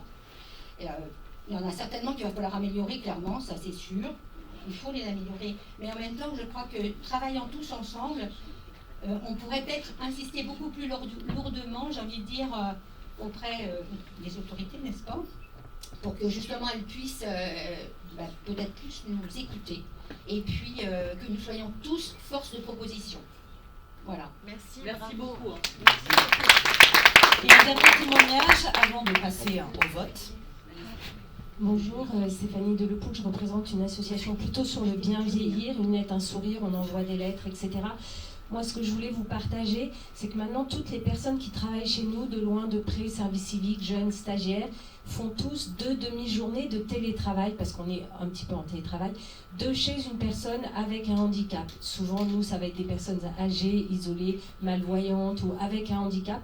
On l'a partagé aux grosses mutuelles qui nous soutiennent financièrement en leur disant on veut vraiment l'institutionnaliser dans le cadre des RSE des entreprises, organiser, structurer ce télétravail à distance pour soulager les aidants, pour donner un coup de main, parce qu'on sait que quand on a quelqu'un de handicapé chez soi, on est épuisé, les aidants c'est épuisant pour eux aussi également, et puis pour divertir, etc. Donc nous maintenant on a des Zooms avec de temps en temps une grand-mère, un grand-père, un malvoyant, etc. Et ça fait partie de la vie chez Une lettre, un sourire, et on voudrait vraiment le généraliser à chaque fois qu'on intervient dans des entreprises, dans le cadre des RSE, de nos jumelages personnes âgées, entreprises, et ben on essaye de le mettre en place. Donc voilà, c'est notre toute petite échelle, mais on essaye de soulager un peu les aidants. Merci beaucoup.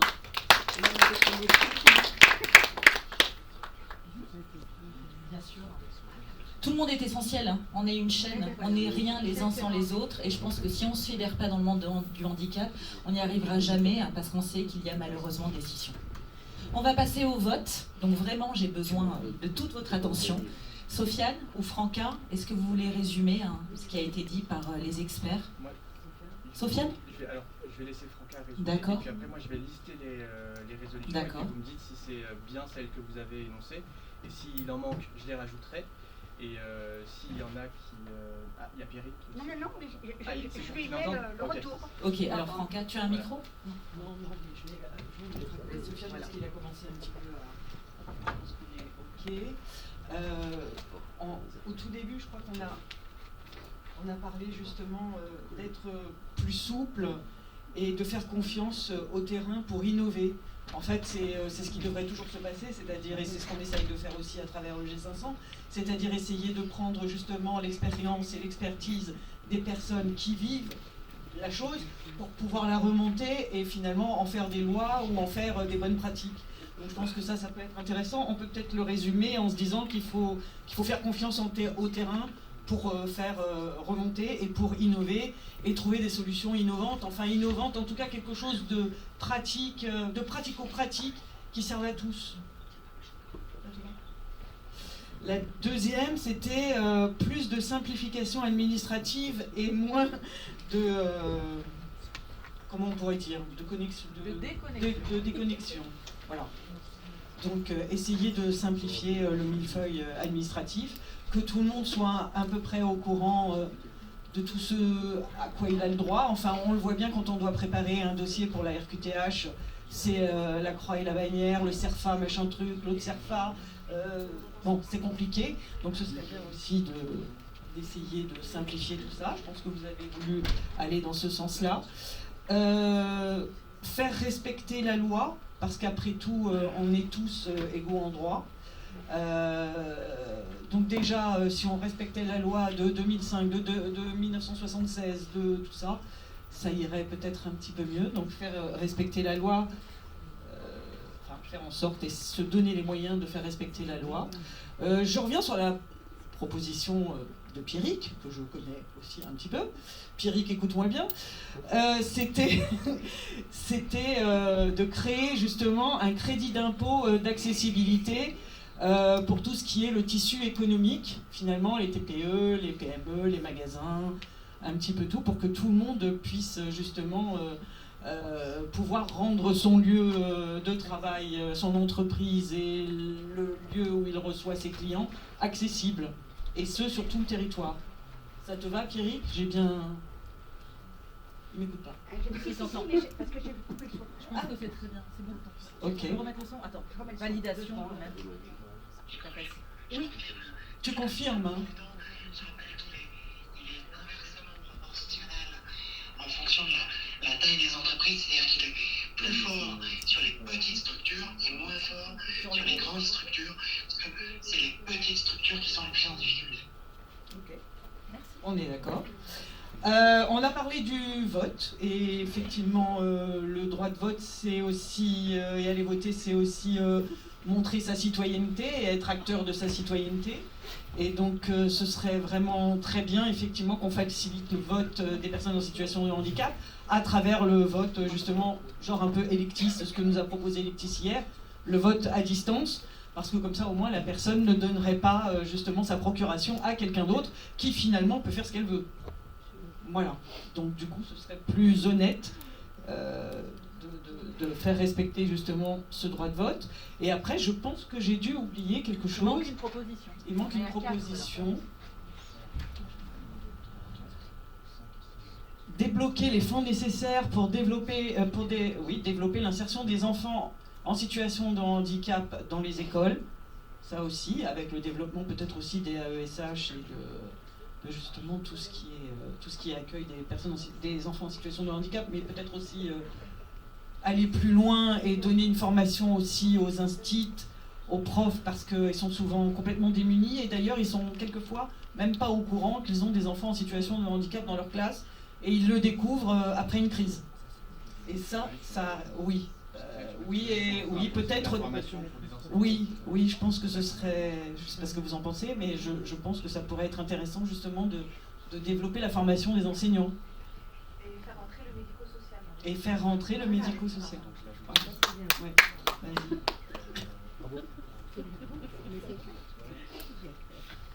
Que les acteurs, Pierrick rajoute que les acteurs coopèrent sur le même site. Et que tous les acteurs coopèrent sur le même site. On en revient à la simplification. Oui. C'est ce qui se passe. En fait, c'est le bon sens, mais le bon sens, je n'ai jamais pratiqué. Rendre obligatoire le bon sens. Très bien, bravo Sofiane. Bravo. On peut l'applaudir quand même. Je l'ai rajouté donc la dernière. Et la dernière, c'est celle qu'on vient de dire, donc rendre obligatoire des temps de formation aux personnels scolaires pour l'accompagnement des enfants en situation de handicap. Ça rend obligatoire temps de formation. Ouais, faire en sorte d'avoir un AESH par enfant. 2, 3, 4, et former. 5, 6, 7. Puisque la sixième, c'est faire en sorte d'avoir un AESH par enfant pour un accompagnement de qualité en milieu scolaire. Est-ce que vous avez bien retenu, parce que c'est votre tour maintenant, vous allez être mis à contribution pour voter à main levée. On n'a rien dit sur l'accessibilité. Ben oui, c'est ça. Parce que c'est appliquer la loi. Parce que le début de tout ça, ça reste quand même l'accessibilité. On en revient à ça. On en revient à l'accessibilité universelle pour tout, enfin l'accessibilité numérique, l'accessibilité des roues, enfin pour la mobilité, pour tout en fait. Et sans l'accessibilité à la formation, à l'éducation, parce que nous, tous les jours, en fait, on le pratique puisqu'on travaille dans une entreprise adaptée, et les personnes en situation de handicap ont de vraies compétences intellectuelles, et elles ont pu se former, et elles ont pu aller à l'école et développer des métiers, par exemple, dans la vidéo, la réalisation, le community management, etc. Donc ça c'est très important de se dire que tout le monde peut avoir aussi cette chance-là. Donc il faut qu'on arrive à travailler et à dire que rien n'est impossible et que les enfants peuvent, que avec de la formation, on peut tous arriver à quelque chose. Donc accessibilité universelle. Alors du coup, Sofiane, est-ce que tu peux expliquer, à l'arrivée, ça sera technologique. Ok. Alors, vous m'entendez? Oui. Ouais. Alors, Tiens. Ouais. Je ne suis pas un membre de l'association Mieux Voter, mais je vais vous expliquer le fondement, le principe. Ce matin, donc, durant le petit déjeuner débat, on a eu recours à l'association numérique Mieux Voter, qui est une application qui permet de faire voter sur le principe du scrutin majoritaire. Donc on ne vote pas oui ou non, on vote pour toutes les solutions, les résolutions, les propositions, selon l'ordre qui nous intéresse le plus. Donc vous allez pouvoir voter et choisir la résolution qui vous intéresse le plus. Puis après il y aura un classement et après à l'issue de ce classement on sera en capacité de savoir lesquelles seront retenues.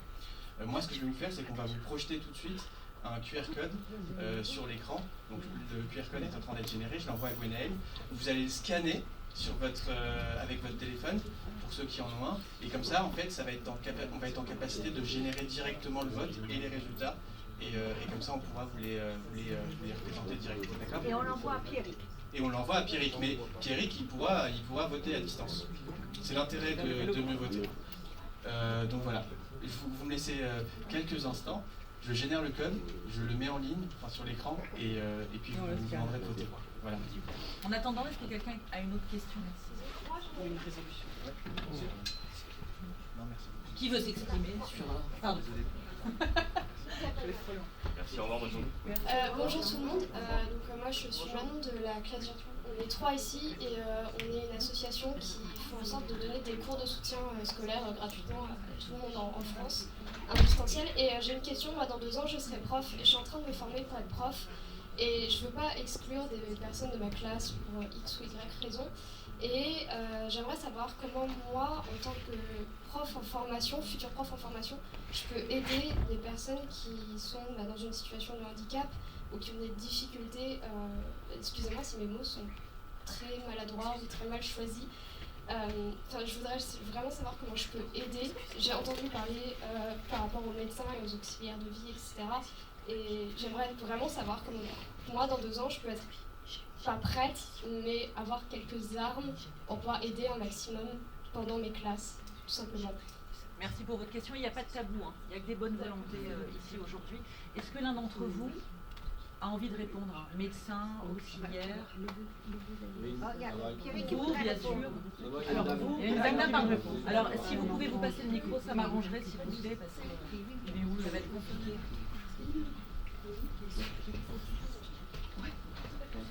La dame et ensuite Pierrick et ensuite Déjà d'avoir ce questionnement-là, c'est déjà une grosse partie du travail. Il y a la formation et moi je suis infirmière et je fais aussi partie du collectif Santé en danger et je suis maman d'un grand de 23 ans. Donc j'ai eu un peu d'expérience là-dessus. Déjà, quand les enseignants ont cette humilité de dire je sais pas, mais j'ai envie, mais j'ai peur de mal faire, en général ça se passe bien. En fait, c'est d'avoir cet esprit citoyen, de reconnaître l'handicap et de bien vouloir s'en occuper, déjà c'est les 3 quarts du boulot. Après, oui, il y a toujours des formations, etc. Pierrick, tu veux répondre? Tu as le micro ou...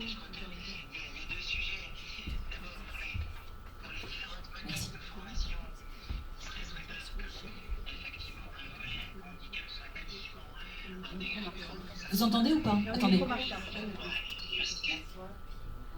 Et ensuite, en matière éducative, on a quand même les RSHEI, dont c'est le rôle d'être en capacité de former correctement les enseignants. Et donc, c'est comment on déploie massivement ces formations. C'est noté, Pierrick. C'est noté. Merci. Est-ce qu'on peut remettre Il est en train d'être généré, ça ne nous a pas généré le quelque chose. Brigitte, tu veux t'exprimer sur le sujet ou quelqu'un d'autre? En meuble en attendant. Dans les hôpitaux, il y a toutes sortes de gens qui travaillent et qui ne sont pas nécessairement préparés au handicap, parce que les directeurs des hôpitaux, à mon avis, et le nombre d'administratifs qui sont dans les hôpitaux maintenant par rapport aux soignants, a quadruplé en 20 ans pour les administratifs. Et là, je pense que c'est le même problème que pour l'école et pour l'enseignement, c'est que la confrontation au handicap est quelque chose de très important. En préambule, j'ai dit qu'il n'y avait pas de place dans les hôpitaux pour les personnes handicapées. Je prends l'hôpital Necker où je travaille. Il y a 20 fois moins de places de handicapés qu'il y a 20 ans, pour la bonne raison qu'on met des places pour des voitures électriques. Je voudrais savoir, dans une petite Smart électrique, comment on met un fauteuil roulant. On ne peut pas. Donc rien que ça, si on le faisait, c'est du bon sens. Et beaucoup de possibilités seraient en faisant appel au bon sens des administratifs. Je prends autre chose. On n'a plus de médecins. On n'a plus de médecins. À l'heure actuelle, c'est nouveau. Depuis le 31 décembre 2022, on a remis 2 ans, les médecins ne peuvent plus exercer au-delà de l'âge de 69 ans. On se demande pourquoi. Un médecin qui s'occupe d'enfants trisomiques, par exemple, il ne faut pas qu'ils aient une mobilité extraordinaire. Même s'ils ont des rhumatismes et tout ça, ils veulent travailler, même bénévolement, qu'on les laisse travailler. Et peut-être que ça aiderait à former d'autres tout jeunes. Et c'est la même chose dans l'éducation nationale. Des professeurs qui ont envie de continuer, soit dans le bénévolat, qui sont habitués à des enfants en situation de handicap, pourraient aussi partager et donner de leur temps pour former d'autres. C'est une suggestion. Merci Brigitte. Monsieur, vous voulez vous exprimer? Non, ça va. Non? Ok. Quelqu'un d'autre sur le sujet du handicap dans sa généralité?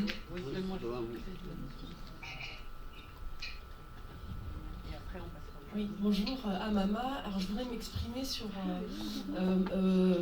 mon expérience, parce que moi j'ai grandi dans une ville qui s'appelle Villeneuve-d'Ascq, qui était une ville nouvelle, une technostructure, où il me semble après, donc on a beaucoup régressé, parce que moi dans cette ville, le handicap, on ne parlait pas d'inclusion à l'époque, mais la ville était organisée et pour en prendre en charge ces handicaps. Par exemple, les bus, ils avaient tous la marche à hauteur de la bordure. Donc les fauteuils roulants pouvaient rentrer dans les bus, des ascenseurs partout dans les métros.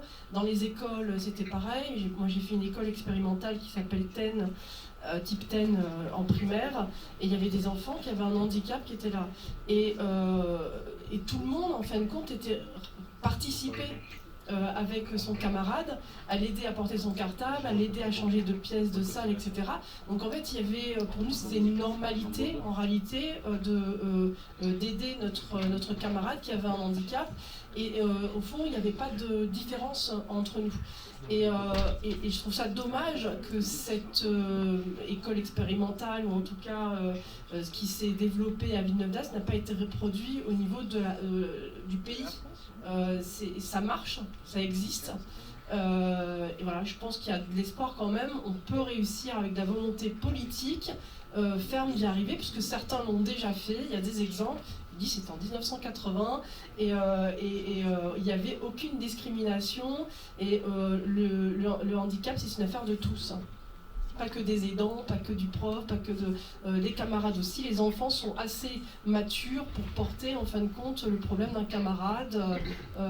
Voilà, on n'a pas à préserver certains enfants. Je ne sais plus l'expression qui avait été dite, c'est qu'en fait, il y a une négativité face au handicap. En fait, c'est le malheur. Non, c'est pas vrai. Non, il faut qu'on apprenne à vivre ensemble, c'est tout. Merci Amama. Ah d'accord, ok. Alors il y a un petit jeune homme qui veut s'exprimer. Est-ce que vous pouvez vous passer le micro? Bonjour. Ça y est, c'est fait. C'est bon, pardon, c'est fait, Carole. Merci. Alors bonjour, donc moi c'est Sylvain Rani, donc j'ai participé ce matin au table ronde sur le numérique. Donc je suis président je suis délégué général maintenant d'une asso de jeux vidéo.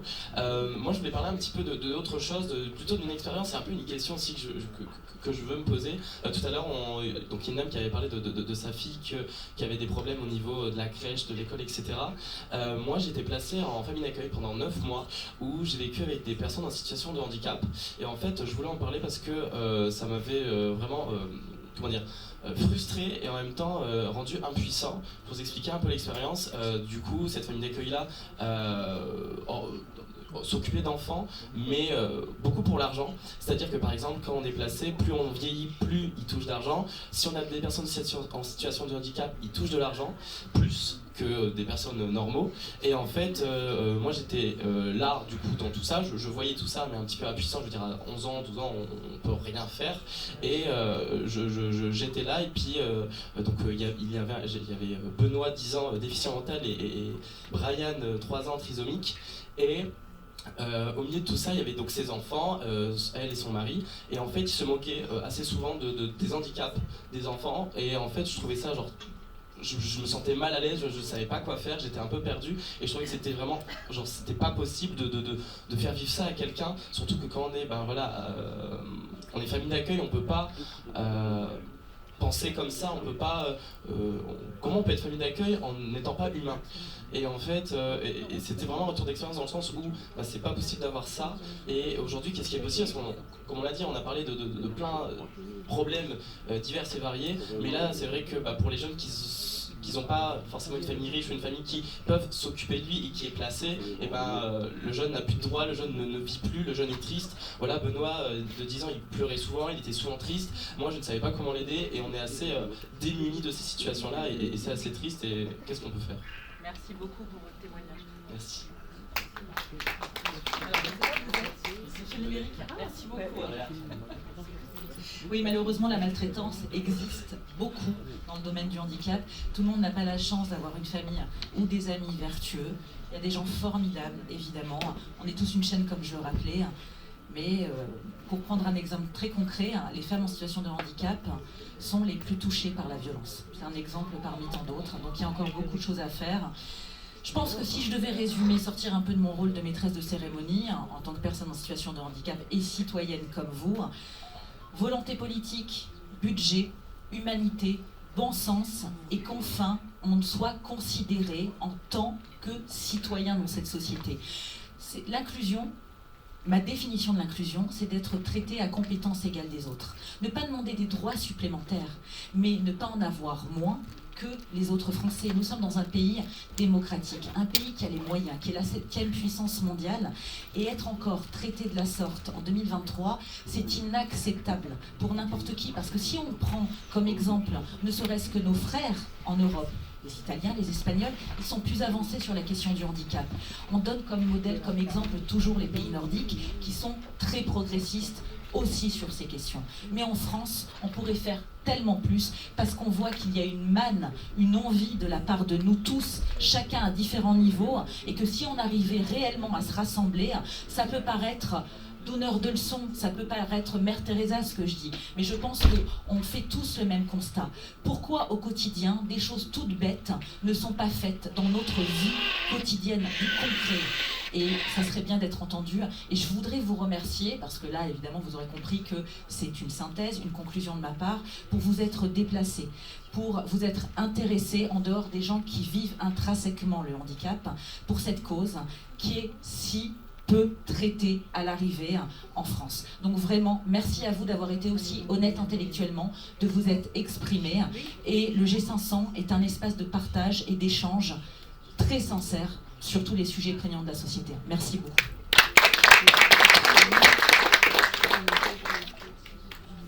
D'accord. On me demande si vous avez tous fini de voter. Oui. C'est bon? Oui.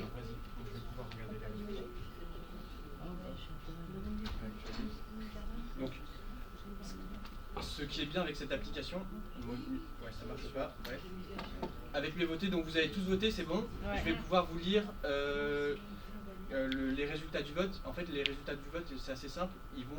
C'est les résolutions qui vont être listées par le nombre de votes, enfin excellent, véridique, enfin bref, que vous avez pu voir. Donc, la première résolution, c'est faire respecter la loi et mettre les moyens pour faire respecter la loi. C'est la première, c'est celle que vous avez placée en premier. La deuxième, c'est rendre obligatoire des temps de formation au personnel scolaire pour l'accompagnement des enfants en situation de handicap. C'est la deuxième résolution que vous avez mis dans votre classement. Donc les deux sont excellents. La troisième résolution, c'est faire en sorte d'avoir une AESH par enfant pour un accompagnement de qualité en milieu scolaire. C'est la troisième résolution. en termes de classement. La 4e résolution, c'est débloquer les fonds nécessaires pour développer l'insertion des enfants en handicap dans les écoles, dans le milieu scolaire. La 5e proposition, c'est renforcer la simplification administrative. La 6e, c'est porter un crédit d'impôt d'accessibilité pour les entreprises. Et enfin, la 7e, c'est faciliter le vote des personnes handicapées. Donc, elles ont été classées de cette manière. Ce qui est important de garder à l'esprit, c'est que les 5 premières, elles ont été notées excellent.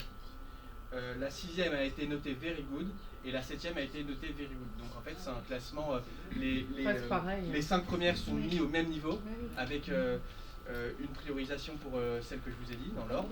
Et puis après, vous avez la 6e et la 7e qui ont été classées en very good. Ce qui est important maintenant, c'est que vous avez voté pour ces résolutions. Ces résolutions, elles vont être soumises à un vote plus large auprès de toutes les personnes, bénévoles, sympathisants ou autres, qui n'ont pas pu participer au G500, qui sont à Paris, qui sont en Charente, enfin bref, peu importe, pour donner un peu plus de force à ce vote et faire une sélection aussi. On ne pourra pas envoyer toutes les propositions, et donc l'idée c'est de faire une sélection parmi celles que vous avez déjà proposées. Voilà, et donc vous serez tenus informés. Petite réflexion. Oui. On dit les 5, rapide, on dit les 5, mais il y avait 7 merveilles du monde. Joli. On va terminer sur ton slogan de campagne. Merci à vous tous. Bonne journée et au plaisir de vous retrouver l'année prochaine. Que la force reste avec nous.